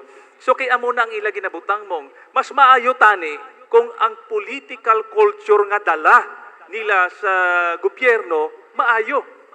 Kabalo kita tanan nga ang kultura nga politika nga dala, hindi muna ang gusto kita. Ara ang pinakadako sa tunga ang corruption. So, ano na siya, i-balance nato na, but at the end of the day, mas maayo nga mabutang sa tunga ang competition. Nga ginhambal natong kaginap, as long as may competition, paindi sanay kita kung sino ang magaling. So, amo lang ang sabat ko, Madam Chair. Thank you. Salamat, Rep. Gary. So, next. Sige po, you have the floor. Good morning po, Senator Risa, and to all of the esteemed speakers. I'm Nina Villalobos from the Techno-Pacer Alihis. Over the years po, we've seen several versions of the anti-political dynasty bill filed in both the House and the Senate. And across these bills po, yung definition ng political dynasty ay magkakaiba, especially when it comes to the degree of consanguinity and affinity. In your view po, up to what degree po ng family relationship yung mas dapat, yung mas reasonable and practical to implement? Salamat, Gid. Again, Thank you thoughts po. ko, and then I'm sure several sa panelists who've already mentioned it sa initial sharing nila will want to also respond. Sa sarili kong bill, sa bill ng akbayan sa House, 4th degree. So, para sa akin, yun yung dapat, yun yung ideal. And bilang isa sa mga authors sa Senate, yun yung ipupush ko. At the same time, gaya ng sinabi ni, maybe it was Attorney Ortiz also, or Rep. Gary, subong, I'm the chair of the Committee on Electoral Reforms. I'm working with 6 bills na iba't iba ang prescription. 4th degree, 3rd degree, 2nd degree. So dadaan kami sa consensus building or compromise making sa bill. I'm sure ganon din sa House, kaya they have 22 bills there. Ang sa akin lang, whatever will be our final form, yung tingin kong dapat or ideal na 4th degree, or maaring sa mas marami sa colleagues ko, mas practical or mas reasonable at this point in time, 3rd degree or 2nd degree. Basta ang importante sa akin, magkaroon kami ng batas na impactful, may kwenta. Hindi isang lei na walang kwenta. So something na hindi man makuha yung complete change that we want now, isang magandang simula. Magkakaroon ng impetus or momentum, yung pag-democratize ng political system natin among citizens na gustong ipresenta ang sarili to run and to serve in government. In future Congresses, hindi man natin makuha yung ideal or dapat or perfect na leis sa ngayon, future Congresses can file more bills to evaluate, amend, improve. And then, hindi naman mananatiling the same ang society natin during those years. Mag-e-evolve din siya, hopefully, politically, economically, culturally. So, mag-shape din ng policy environment. So, who would like to also speak to that? Kung anong degree ba ang dapat at saka ang practicable? Inday, okay. Alam din po namin na mas marami yung kumikiling sa hanggang 2nd degree of consanguinity. Based po sa mga nailalabas sa mga balita. Marami pong sa House of Representatives, kahit po yung sa Senate ay mas pinapabura nila yung 2nd degree. Pero kami po ay mas yung sa 4th degree ang napili namin. Kasi kinikilala din namin yung nature ng pamilyang Pilipino na talagang malakas yung hatak ng unity, yung loyalty. Na kahit siguro apo sa tuhod, ay minsan kung buhay pa yung lolo, naiimpluwensyahan pa rin ng lolo. Kahit yung apo sa tuhod, na-influence. Kaya para ma-preempt yung ganong influences at hatakan, nasa 4th degree of consanguinity po yung pinapabura namin. Madam Chair. Matgid Inday. Yes, Rep. Gary. Thank you, Madam Chair. Para lang sa information ng hindi pa nila nakuha ang botilingon sang degree of relationship, insakto tong hambal kagina nga madamo sang proposed bills right now and even before nga hasta sa second degree of consanguinity and affinity. Pag silingon mo second degree, grandparents, grandchildren, brothers and sisters, upo na dida ang brothers-in-law, sisters-in-law, grandparents-in-law. So pagtanaw naton ang second degree, medyo malawak na rin. Ang imulolo hasta sa imo apo, malawak na rin. Ang fourth degree, medyo madalom gid ini kay labot ang inyong first cousins, great uncles and great aunts, great nephews and great nieces, kag ang mga in-laws. No? So, ang amo niya nga punto, well, we want the maximum effect, makalabot sa fourth degree, pero gusto ko man i-share ang realities sa Congress. No? May ara kita ginatawag nga mas maayo pa nga makapasa kita kaysa hindi makapasa at all. No? So ang target na I agree with Chairwoman Senator Ontiveros nga may impact ang iningalay because later on we can always amend the law. So we have to adjust first and we will see the impact, and if we need to amend the law to third degree and fourth degree of consanguinity and affinity, then we can do it. And in fact, on the other hand, we can abolish the law. No? Pag nakita naton nga meritocracy na ang dalagan and we have a high level of political maturity, then di mo kinanglan ibar ang political family dynasty. But for the meantime, ang gusto naton matabo, nga we will take advantage of the situation kag maipasa ang batas. And I agree with our chairwoman na dapat merong consensus. Otherwise, hindi siya mapasa. So thank you, Madam Chair. Salamat gid, Rep. Gary.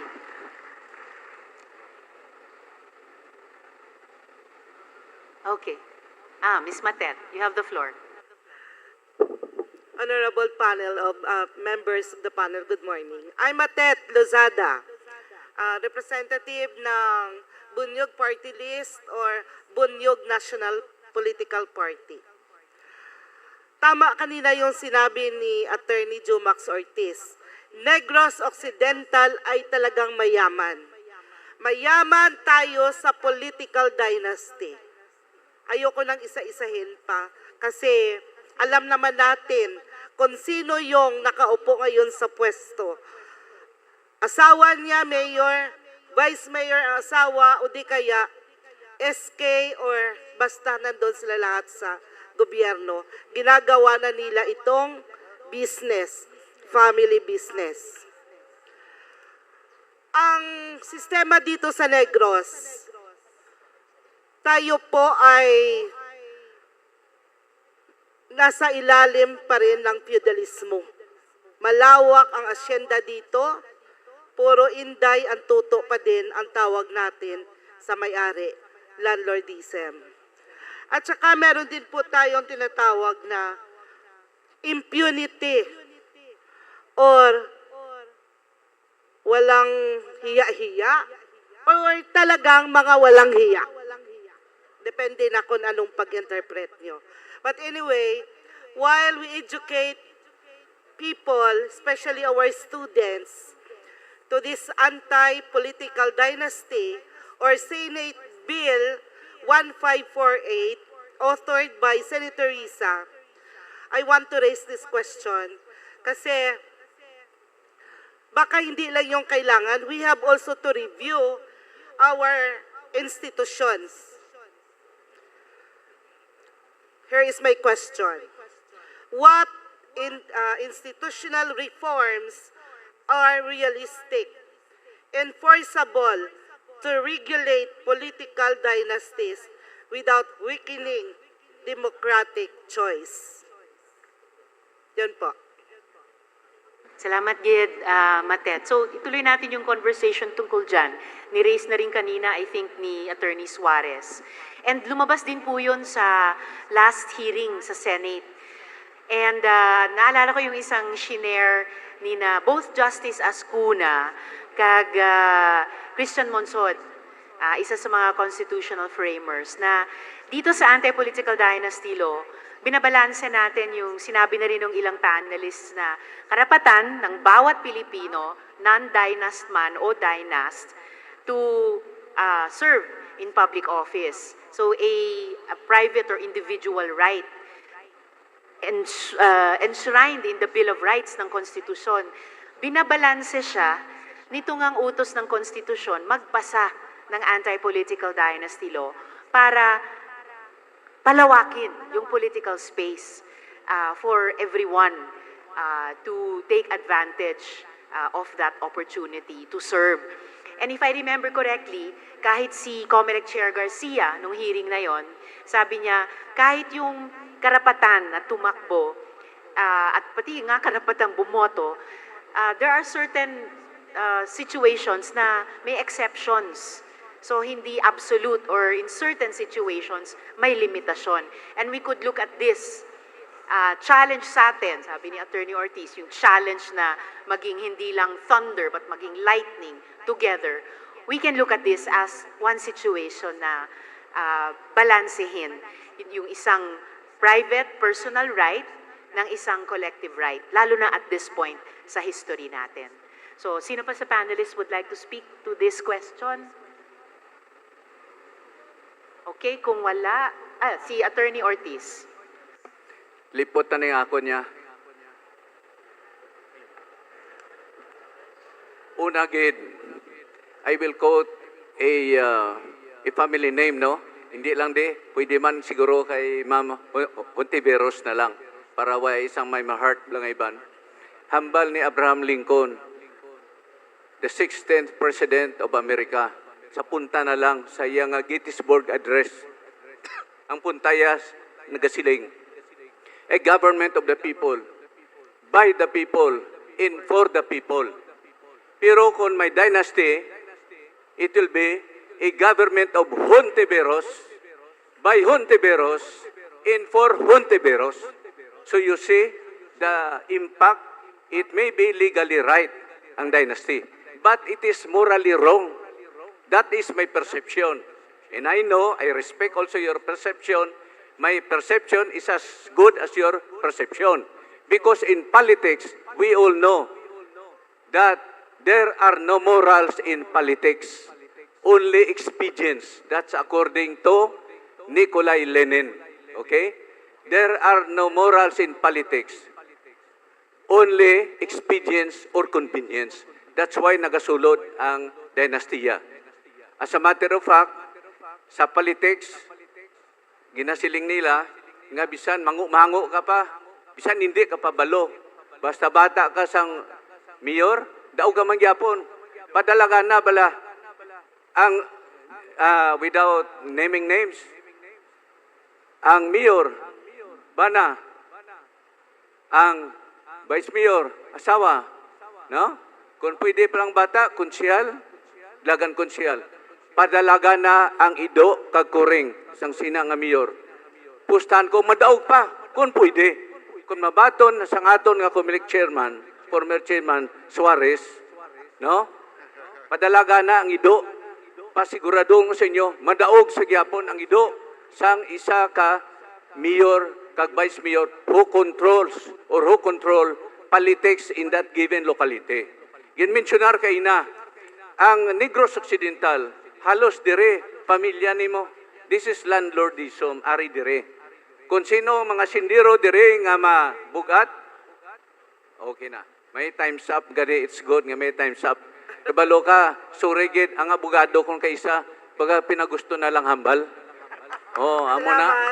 That's why, joke pala ning akon, pero ang bata ko, sining ko sa bata ko, anak, kay gusto agad mag-abogado, hindi na pagdugangi. Isa lang kabutigon sa aton pamilya, ayos na. Okay?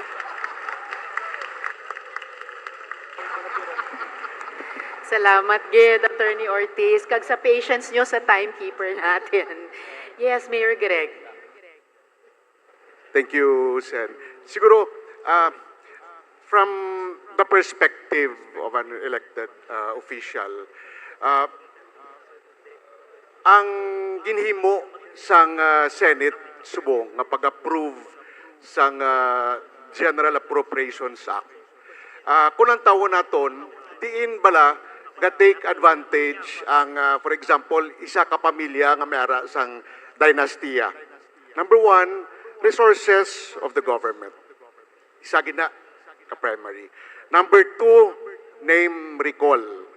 Sa resources of the government, pag-approve sang GAA nga wala na guarantee letter, hindi pwede ka-attend payout, hindi pwede nga malabay pa kundiin to nga opisina. By having that, gaamat-amat iban, if you call it percentage points, sang kung sino man nga luyag na magdalagan sa dynastia. So, based on that question, I think, in fairness to the Senate, gakaamat-amat na address. Ang pag-approve sang anti-political dynasty bill, for me, kinanglan numbers. Kay bisan ano katakom sang bill mo, kung wala ka numero, mapabili na siya nga bill, di ba, Prems? Natabo sang 17th Congress mo. So, I think this is a major breakthrough nga may suporta coming from either the House of the Senate that we can have this anti-political dynasty bill becomes a law. Full disclosure, I did not come from a political dynasty. The person who pushed me and encouraged me to run for councilor way back 2001, ari diri tupad ko. Hindi kami lins politika, ang amay ko, driver, ang iloy ko, obra sa simbahan. I was given the opportunity nga mag-eskwela sa UP. Pagbalik ko sa Bacolod, nag-ubra ko sa radyo. Pag-ubra ko sa radyo, I remember it right, February of 2001, may gin-interview ko ng isa ka counselor sa Bacolod. After the interview, he told me, niya, Greg, nga hindi ka magdalagan konsihal sa syudad sa Bacolod.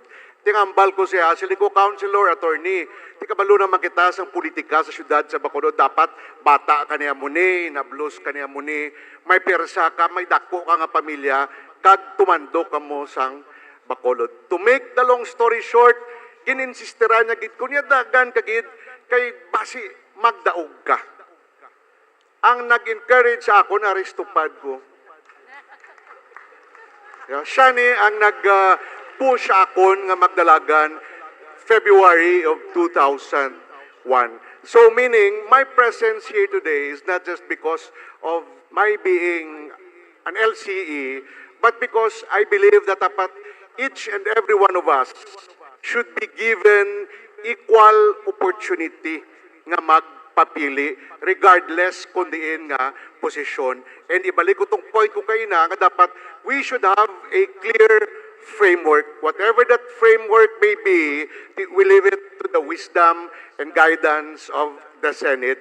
Siyempre, with the inputs that ginahaboy naton subong aga. Salamat, Gid. Seconds lang. Salamat, Mayor Greg. Yes, Attorney Ortiz. Seconds lang ha. Gin-encourage ko na si Greg na magdalagan. Kaya ginpakita ko lang sa iya nga wala diya sang political parties nga makontrol sa Bacolod City. Because at that time, there were only 2 political parties in Bacolod City. Nagdalagan ko independent councilor. Nobody would believe nga madaog ako. But because of my magic tricks, nagdaog ako. Okay? That's why yung padalagan ko siya.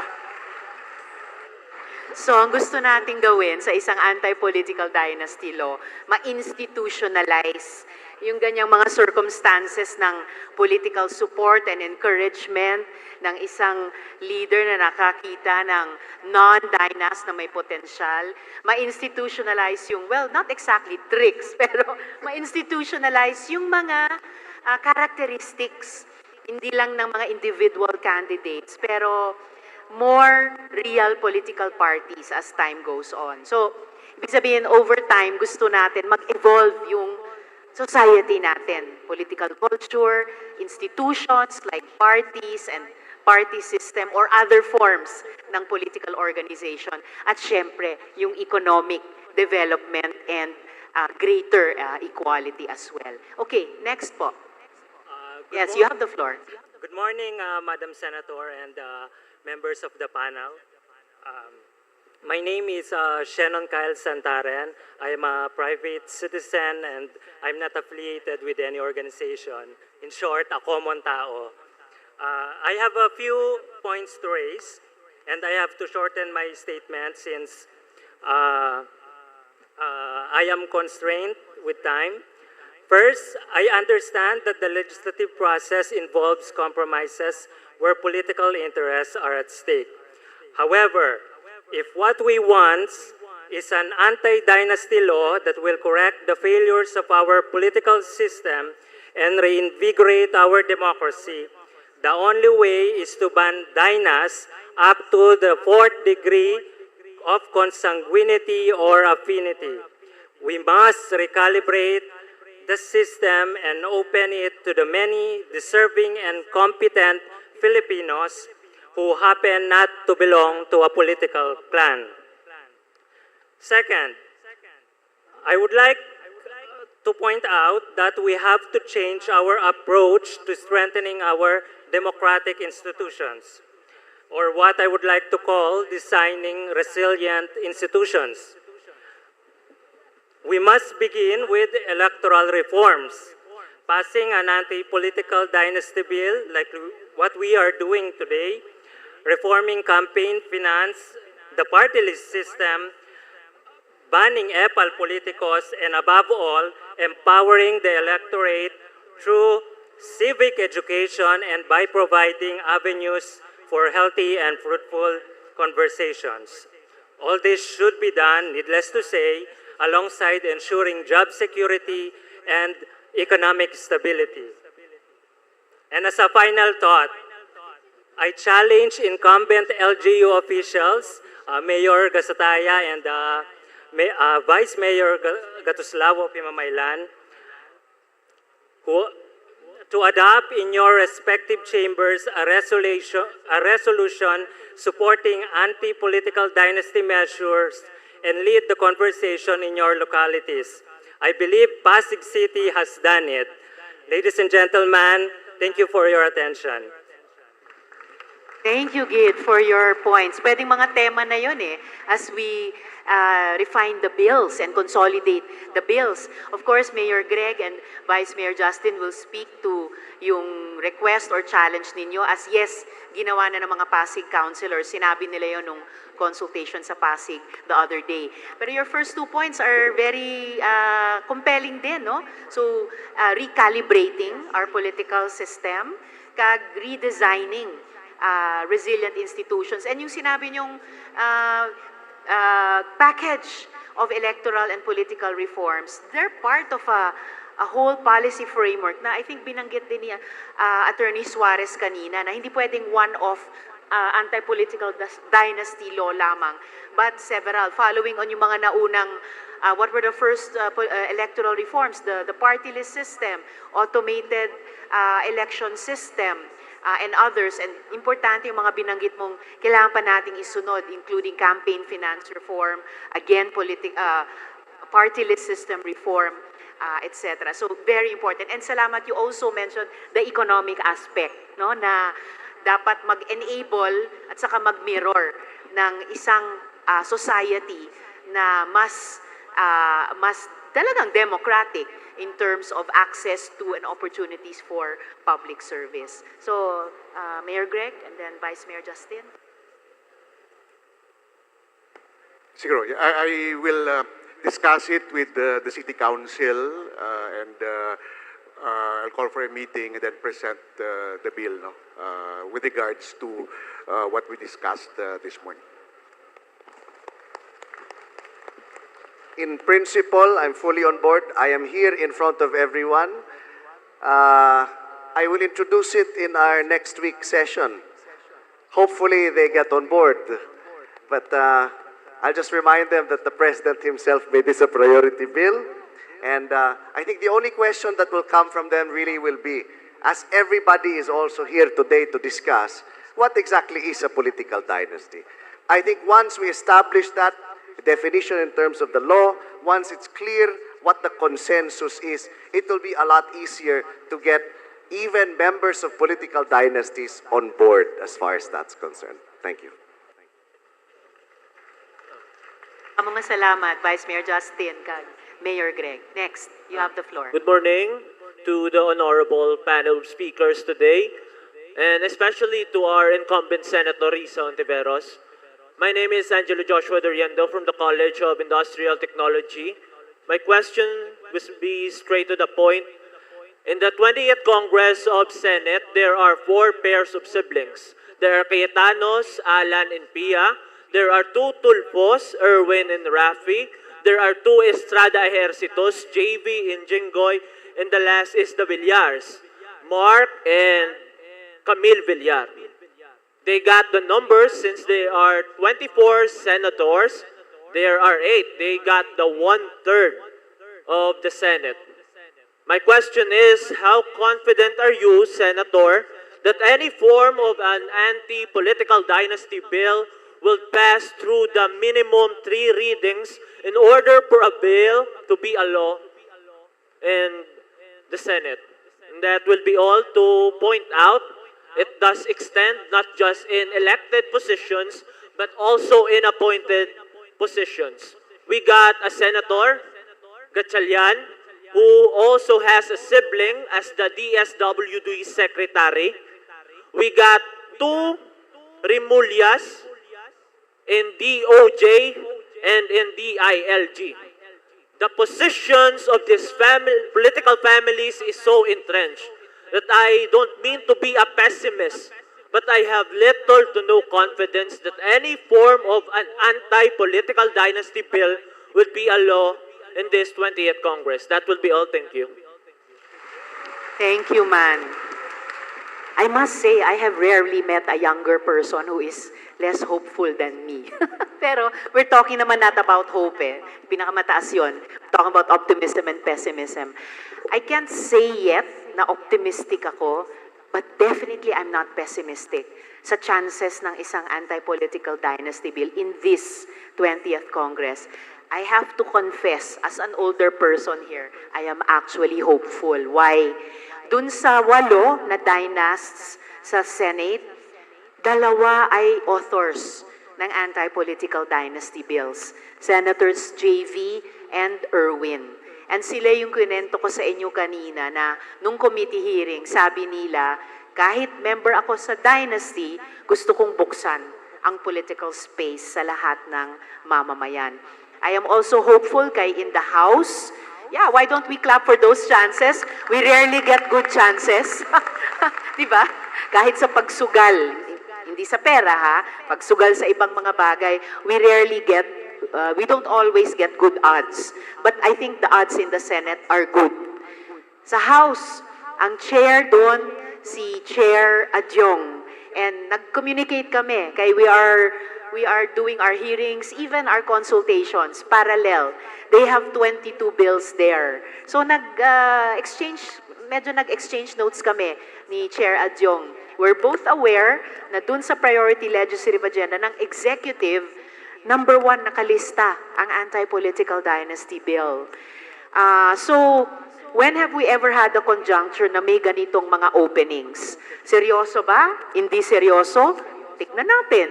Patutuhanin natin silang lahat.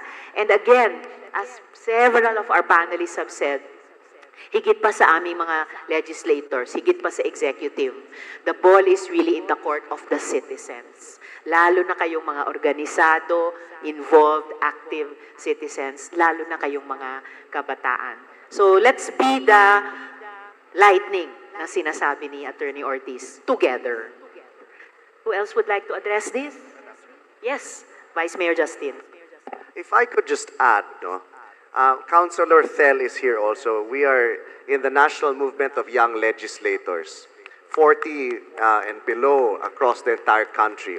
And we're actually very surprised. Why? We're having this conversation. Every time it used to come up, they would be like, wala na chance, ha? So why should we even talk about it? Subong, we actually have dynasties themselves now looking at their family trees. Sigurado ko sini nga Paskwa, kadamo ni political families nga ma-reunion para istoryahon kung sino mapadlagan sa dason nga tuig, kung ano gid bala, second degree, third degree, fourth degree, sino pwede. So the most powerful people now will be the presidents of the family reunions themselves. But kidding aside, ang punto ko is this. I share what Senator Risa mentioned. The fact that we are talking about this at all, nga ari kamo diri, ari kami diri. Seryoso ni Subong. Inutikan ko sa Attorney Suarez. We feel there is a moment kay-unique sang aton nga oportunidad, Subong. Kagkabay pa, usaron naton, mag-inopdanay kita, kag siguraduhon naton nga mapasar ini. Ang balisen Risa, March kuno. Basi mapasar. Birthday ko March 22. Kabay pa, pasar na by then. Let's give not just Mayor Justin but all of us a gift. Let's make it as valuable as possible. Sino pa? Yes, Attorney Gorgonio. Thank you, Madam Senator. In relation sa passage, no, the chance of passing the anti-dynasty bill, as already stated by the Honorable Senator, there are political dynasties that are supporting the bill. But the battleground is that what constitutes the definition of political dynasty. Yun yung talagang pinapag-awayan dito. So bantayan natin dapat para hindi malabnaw yung ipapasang batas kontra sa political dynasty. So, anong magagawa ng mga estudyante gaya natin, mga nag-aaral sa kolehiyo? We have to organize, no? Support the bill, conduct forum, information dissemination, make known to Congress our sentiment towards the passage of the real anti-dynasty bill. Kasi sigurado in the middle, as the Honorable Senator said, may mga compromises dyan, no? Like yung degree of consanguinity or affinity, whether simultaneous ba or succession, whether national ba or local. So yun yung mga battlegrounds na kailangan pang awayin, no? So kailangan maging mapagbatsyag at kailangan patuloy yung pag-aaral natin at pagsuporta para maipasa yung tunay na anti-dynasty law. Salamat po. Salamat man, Attorney Gorgonio. At kay 12 noon na, wala pang nagbanggit. Just to share, yung isang ideya pa na lumabas dun sa Pasig consultation, bukod daw dito sa legislative track, may nagbanggit ng People's Initiative. So, baka pwede rin pag-isipan, diri sa Negros, no? Whether as an alternative to or kahit parallel sa anong tingin ng mga Negrense sa People's Initiative. Okay. One more? To add up, let's give our appreciation to Senator Risa Ontiveros once again. I remember during the 2016 opposition, you are the only one opposition senator to be able to win a seat, and you are a senator for 9 years coming. We hope to see you in a higher position by 2028, and let's hope for the best, maybe a vice or president. Thank you. Wow, salamat, Gid. Well, the opposition plus are uniting, and then kinahanglan mag-decision ka muna sama-sama, no? United. Okay. You have the floor.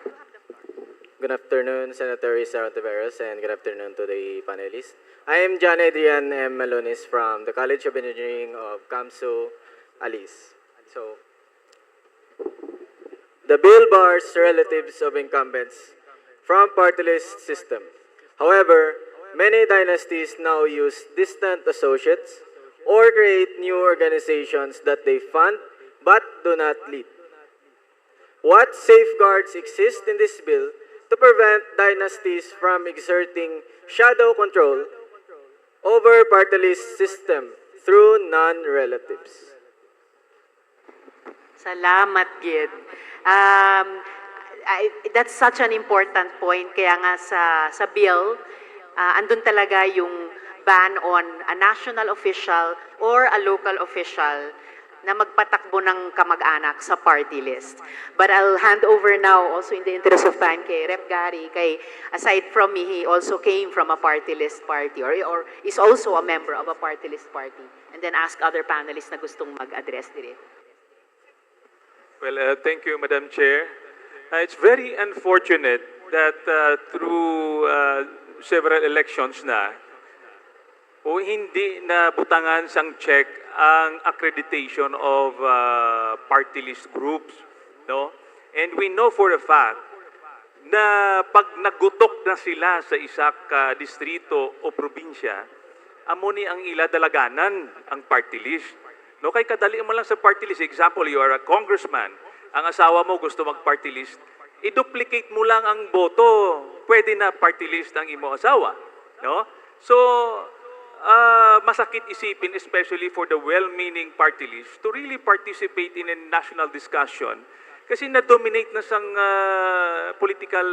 family political dynasties. So I guess may mga efforts right now in Congress. I'm not an incumbent congressman, pero ga-support kami sa mga measures right now nga dapat may makatutuhanan nga reform sa aton party list. Kasi nabalahura na ang party list system. So, ang tanaw lang natin, we cannot address the issues all at the same time. Like example, ang reform sa COMELEC, no? Paano i-enforce ini, ang electoral reforms as well, yung spending, may mga ikutan nato na sistema, and even the party list. And I am hopeful na with this measures anti-political dynasty, certainly maapektuhan ang party list system. So, Madam Chair, I hope that the Senate and even the House counterpart will deal with the political dynasty, the Party List System Reform Act. Thank you. Salamat, Gid, Rep. Gary. And actually, totoo yan. And pinag-uusapan kanina, I think with Attorney Suarez, kag isa pang participant earlier, na dapat package of electoral reform bills, policy framework talaga. And yes, yung reform sa political party system, may mga bills na nakasalang din doon.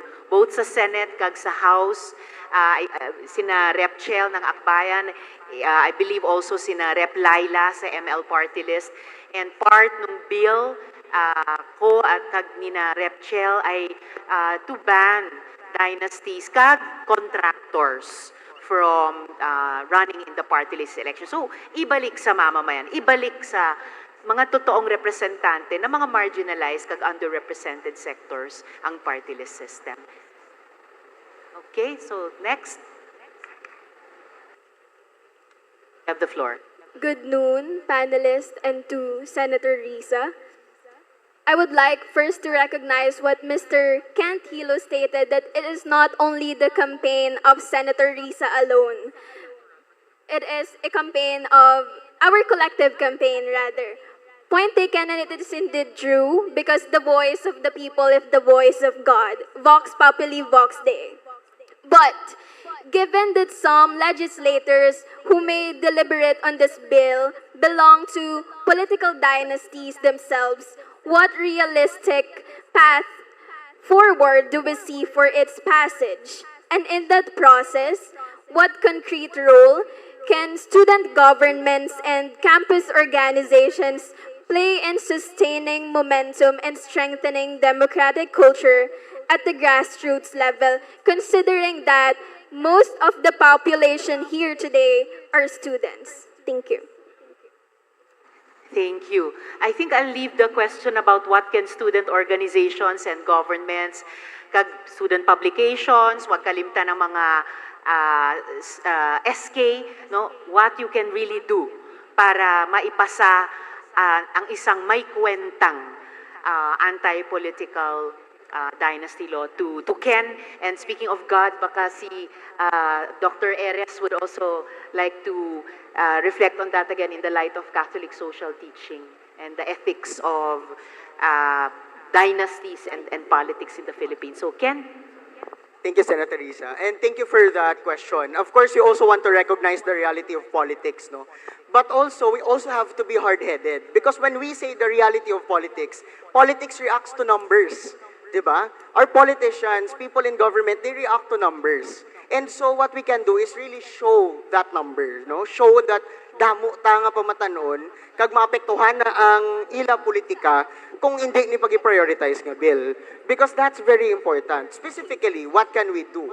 And by the way, just to also note, no, before in the Student Council Alliance of the Philippines, we also garnered thousands of signatures from student councils across the country for to call for the declaration of an education crisis and address a certain agenda for education. And because there are thousands of students, hundreds of thousands of students who signed that, Senator Risa Ontiveros actually passed a resolution to declare an education crisis. So it actually works to show that there are thousands, hundreds of thousands of young people nga gusto ni siya matabo, no? Specifically, what we can do, no? Before coming here, honestly, do 2000, di subong ang comes to students, before coming here, ano ang makonekta sa political dynasty sa isa ka pamatanon, sa isa ka student? Most people actually don't care, or most young people don't care about these policies because hindi pa clear kung anong impact niya sa aton bilang pamatanon. Ano labot ko sa anti-political dynasty bill kung buwas way ko gyapon inugpliti paskwilahan, kung wala ko gyapon scholarship. So I think that's not automatic. Hindi siya readily makita. One thing that we really have to do is campaign sa fellow young people ta, ipakita sila anong impact sini sang political dynasties sa aton pangadlaw-adlaw nga kabuhi, sa aton education, sa masakit sang mama kag papa ta, sang lolo sang lola ta, sa aton mga issues economically, sa health, sa education. I think kung ma-bridge ta na, kag mapabalo ta sila nga kabalo ka, tani may scholarship ta, tani dako ang budget ta, kung ging una ang agenda ta. Kag kabalo ka, mauna taning agenda ta, kung hindi isa lang ka pamilya ang masunod, kundi kita nga pumuluyo. If we are able to bridge that message, I think, no, mas damo pa matanon ng maintra sa panawagan nga dapat ipasa ang anti-political dynasty bill. Not everyone has the opportunity to come here today and listen to the panelists, connect the issues of young people and the issues of our society sa political dynasty. Pero kita nga 2000 di subong, kung makastoryalan ta lima, di ba? Makampanya ta sa iban nga pamatanon, we can do that. Publications cover more, talk about political dynasties more, because our decisions are definitely shape sa mga conversations nga mayara kita diri, no? Mangkuton taton mga classmates, mangkuton taton mga organizations, anong tindog ta sa about political dynasties. Student governments and student councils, no one's stopping us to pass a resolution. We are a student government, representative of hundreds of thousands of students. So if we pass a resolution, student government, supporting the anti-political dynasty bill, kagina may nag-request, di ba? May nag-request nga, let's pass a resolution sa SP, sang Bacolod din ni Mamaylan. Now it's a challenge to student governments as well. Pass student government resolutions to support the anti-political dynasty bill and show them that the hundreds of thousands of young people actually want this passed. And I don't want to believe nga if damo libo-libong nga panawagan nga party pass na ni part or why kagit boto kwaon sa pamatanon, hindi sila matayog gina sila kung makita ta nga consolidated kita, damo ta, and we want them to prioritize this. I hope I was able to answer your question. Damo nga salamat, Ken. Lahat ng sinabi mo, aasahan namin. Okay, Dr. Eres. Hello, Madam Chair. Allow me to share my reflection while listening to the different perspective earlier. First, from the student participants, I'm really amazed with their articulate, assertive positioning with regards to their interest to your bill. No, they say that young people today are adamant to political matters, but you see, this is a counter culture or concept that young people are adamant to political matters. So with that, I am amazed. So let's go now to my reflection. With due respect, no, for those who really wanted that this bill will pass or will become a Philippine law sooner, one question in my mind while listening to you is, why punish the family? I remembered Pope John Paul II, the saint. He said, this is a very popular statement from him, the family or the future of humanity passes through the family. And I believe the family is a perfect political society. Why? Because there is a respect for the elderly, there is a respect for the younger sentiments, there is loyalty, there is transparency, everything, what we have seen in the political, in a bigger perspective. So what I'm saying is, the family is a microcosm of our society. If we see now a political culture that is not conducive for political dynasty, maybe this is a reflection of what's going on with our family. We come from different family, and it's a high time now that we have to go back where we come from. I am a father of the family, and I am happy when my children articulate, assert their right, whatever they feel, whatever they can say to the situation.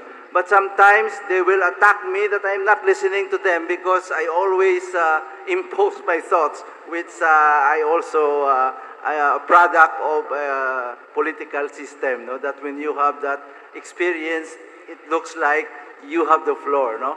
But anyway, let's go back to the family. Let us examine where we come from. I am talking to you as a father of the family, as a head of the family. So with regards to political matters, the family is always a fertile ground to train effective citizen of the nation. Thank you, Madam Chair. Damo nga salamat man, Dr. Eres. Na-appreciate ko kasi ako man, parent, solo mom, and ang daming kailangan i-process lagi with our children, kahit malaki na sila or young adults na sila. And kita naman natin, no, mga kaupod, kahit dito sa panel natin, may iba't ibang reflections on family in Philippine politics and society. The family as a perfect mirror of political society.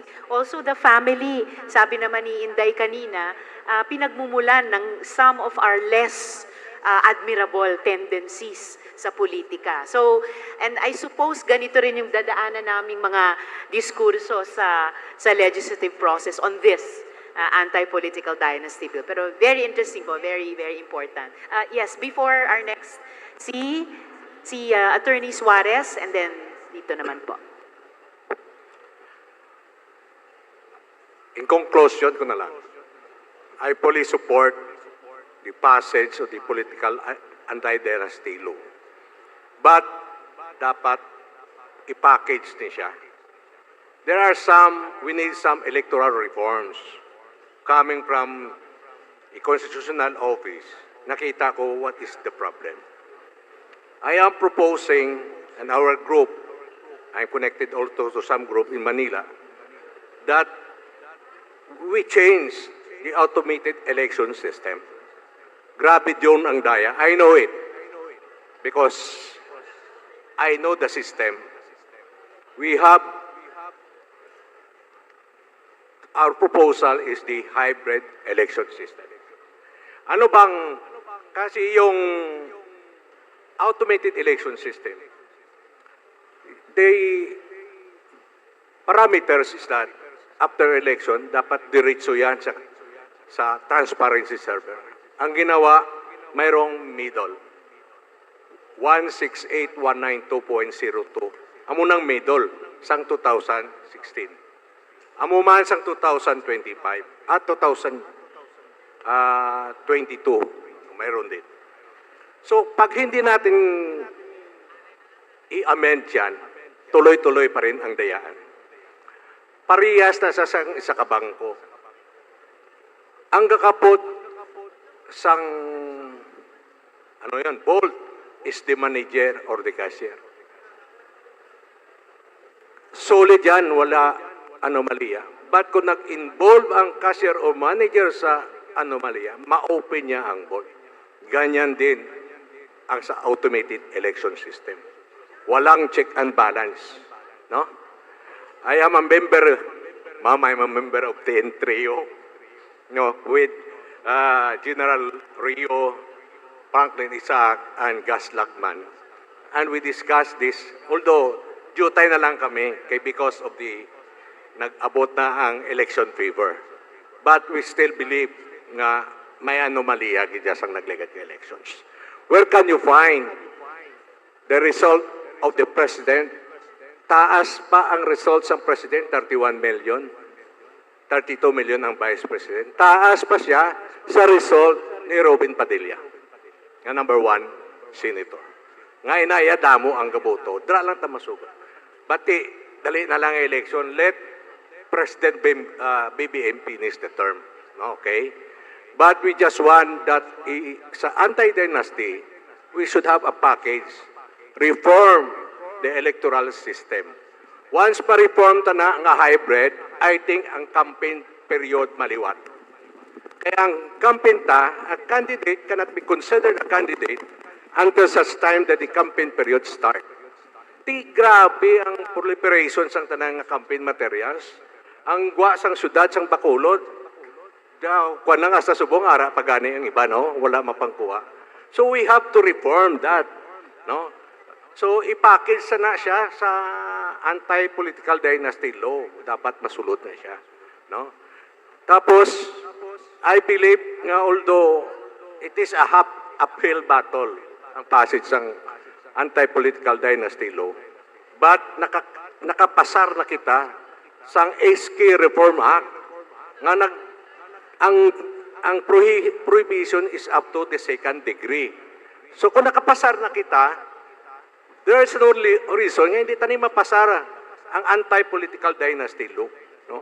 Although hindi takasiling nga hasta sa 4th degree, kaya muna tang battleground, 4th degree, 3rd degree, 2nd degree. No? Amo man ang geographical kag density of participation, amo man ang succession, damo na da sa battleground. And we know what is happening in Congress, give and take na siya. Ang importante, mapasa. Bahala na kung anong nga degree, basta mapasata anti-political dynasty law. No? Ma-amend lang ta pila kadlaw kung ano na siya. Okay? No, that's all. Amat yet. Okay. Si Sir na naka-blue, you have the floor po.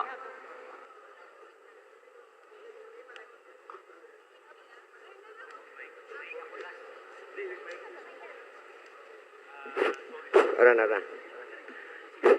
Okay. So, mayong utog si tanano kag sa aton pinalaga nga Senator Risa Ontiveros. Ako si Uting Eduardo Villanueva. Kaya po ako middle name. Halin ko sa Victoria City. Chairman sang Pasel Fisher Folk Association. Sektor sa mangisda. Kag nangin leader man sang probinsya Fisher Folk representative since 2010. Kami ante sa kontakat dire, kagapon ng meeting na kami, kag napagwa kami a board resolution. Nga suportaron ang ini anti-dynasty bill tungod sa mga rason yari na nisa sa konstitusyon. So kami nga Fisher Folk majority nakasuporta tungod man sang rason nga ang ining aton nga Fishery Law of the Philippines of 1998 nag-start, nabutang na dira nga every 5 years dapat i-review sang kongreso. So, hasta subong wala gid natabo. Ang natabo ang aton fishery law nga ang targetan ni nga makabulig sa aton mangingisda nga magdamo ila kuha para makapliti sa aton sa among kabataan. So, nagbalik pagid. Nagbalik ang pamigado sa aton mangingisda. Hindi lang kay Negros Occidental. No? Sa iban-iban nga probinsya, amo man. So, kami nagapasalamat sa nagaduso, kay Senator Rizal Tiberos, sa pagduso sini, kay dugay na kami sini kahulat. So, malamogin nga salamat. Salamat man kag mabuhay sa pakikipaglaban ninyo para sa municipal waters ninyo. Mayroon pa ba na last question? Okay, you have the floor. Hello. Or last two ba? Sige, yes ma'am, kayo po. The last. Salamat man, Senator Risa, nga diri mo gid gin hiwat ini siya nga consultation. Lipay gid kami. Pariho man sa youth, challenge man sa amon, paano i-connect ang issue sang political dynasty sa everyday life sang urban poor. I am Joy Harabelo Gali, Provincial Coordinator sa Federation of Urban Poor in Negros Occidental. Pero salamat kay Kong Gary, kay sa iya sharing, klaro kung paano i-connect no, ang everyday life, especially ang mga needs ng urban poor in times of emergencies sa sining political dynasty nga issue. Thank you, Kong Gary. I just want to share my thoughts on this issue. No? Dynastic governance had entrenched patronage election and patronage governance, which assimilated benevolently ordinary people into binding themselves, tinatali nila sarili nila, into these dynastic families as dependents had been their kind of governance. So, kasubo lang bala, kaysa tutuod lang, bisan hindi ka pahigtan sang politiko, ang mga pigado, pilit nga ginahigot ang kaugalingon sa mga politiko tungod sang patronage politics and patronage governance. No? Gani, dako ang amon nga hope nga mapasar ini siya nga measure given the political landscape at present. No? Kag kung mapasar, kung maipasa itong anti-dynasty law, ang Bacolod City and other LGUs may chance na magkaroon ng congressman, mayor, vice mayor na galing sa sektor. And let me say, I will have a chance to become mayor of Bacolod City. That's all, ma'am. Thank you. That's all, pero that's minsan hope is all we have left, or yung mga damgo natin, that's all we have left. Kaya hindi lang siya, that's all. It's very valuable. Salamat, Gid. Joy, very nice to see you again po. So, even good things like this consultation have to come to an end. Pero, wow ha, mga abiyan, from Negros, from Bacolod City, kag from Negros as a whole. Damo-damo gid nga salamat for the honesty and the depth of this conversation with our panelists, kag with all the participants na nagpamangkot, nag-share ng inyong puso at isip about this, and all who listen to each other, no? Yung active listening natin sa isa't isa. We all recognize that Negros has long been shaped by strong political families. That's part of our history. No? So yung mga kwentong buhay nating mga individual, similar sa kwentong buhay ng ating mga probinsya, ng ating buong bayan. But we also know that this province has produced reformers, advocates, and leaders who believe that change is possible as our history goes on. And many of them are in this panel, Subong. So, as we have said, several have said, this bill is not against any family. It is about widening democratic space. It is about making sure that leadership is open to even more Negrenses, to even more Filipinos, not just a few names or few families. Sa ulihi, ang pamangkot ko amo ini, are we ready for wider democratic spaces? Are we ready for change? Are we ready to be the lightning for this change? Be the lightning for this space. Ano sabi natin? Yes, we are. We are ready. Ang pagbabago hindi madali, pero posible gid. Upod kamo tanan, with young people, with progressive politicians, with all of us, ordinary citizens. Salamat gid Bacolod, damo gid nga salamat Negros, padayon kita.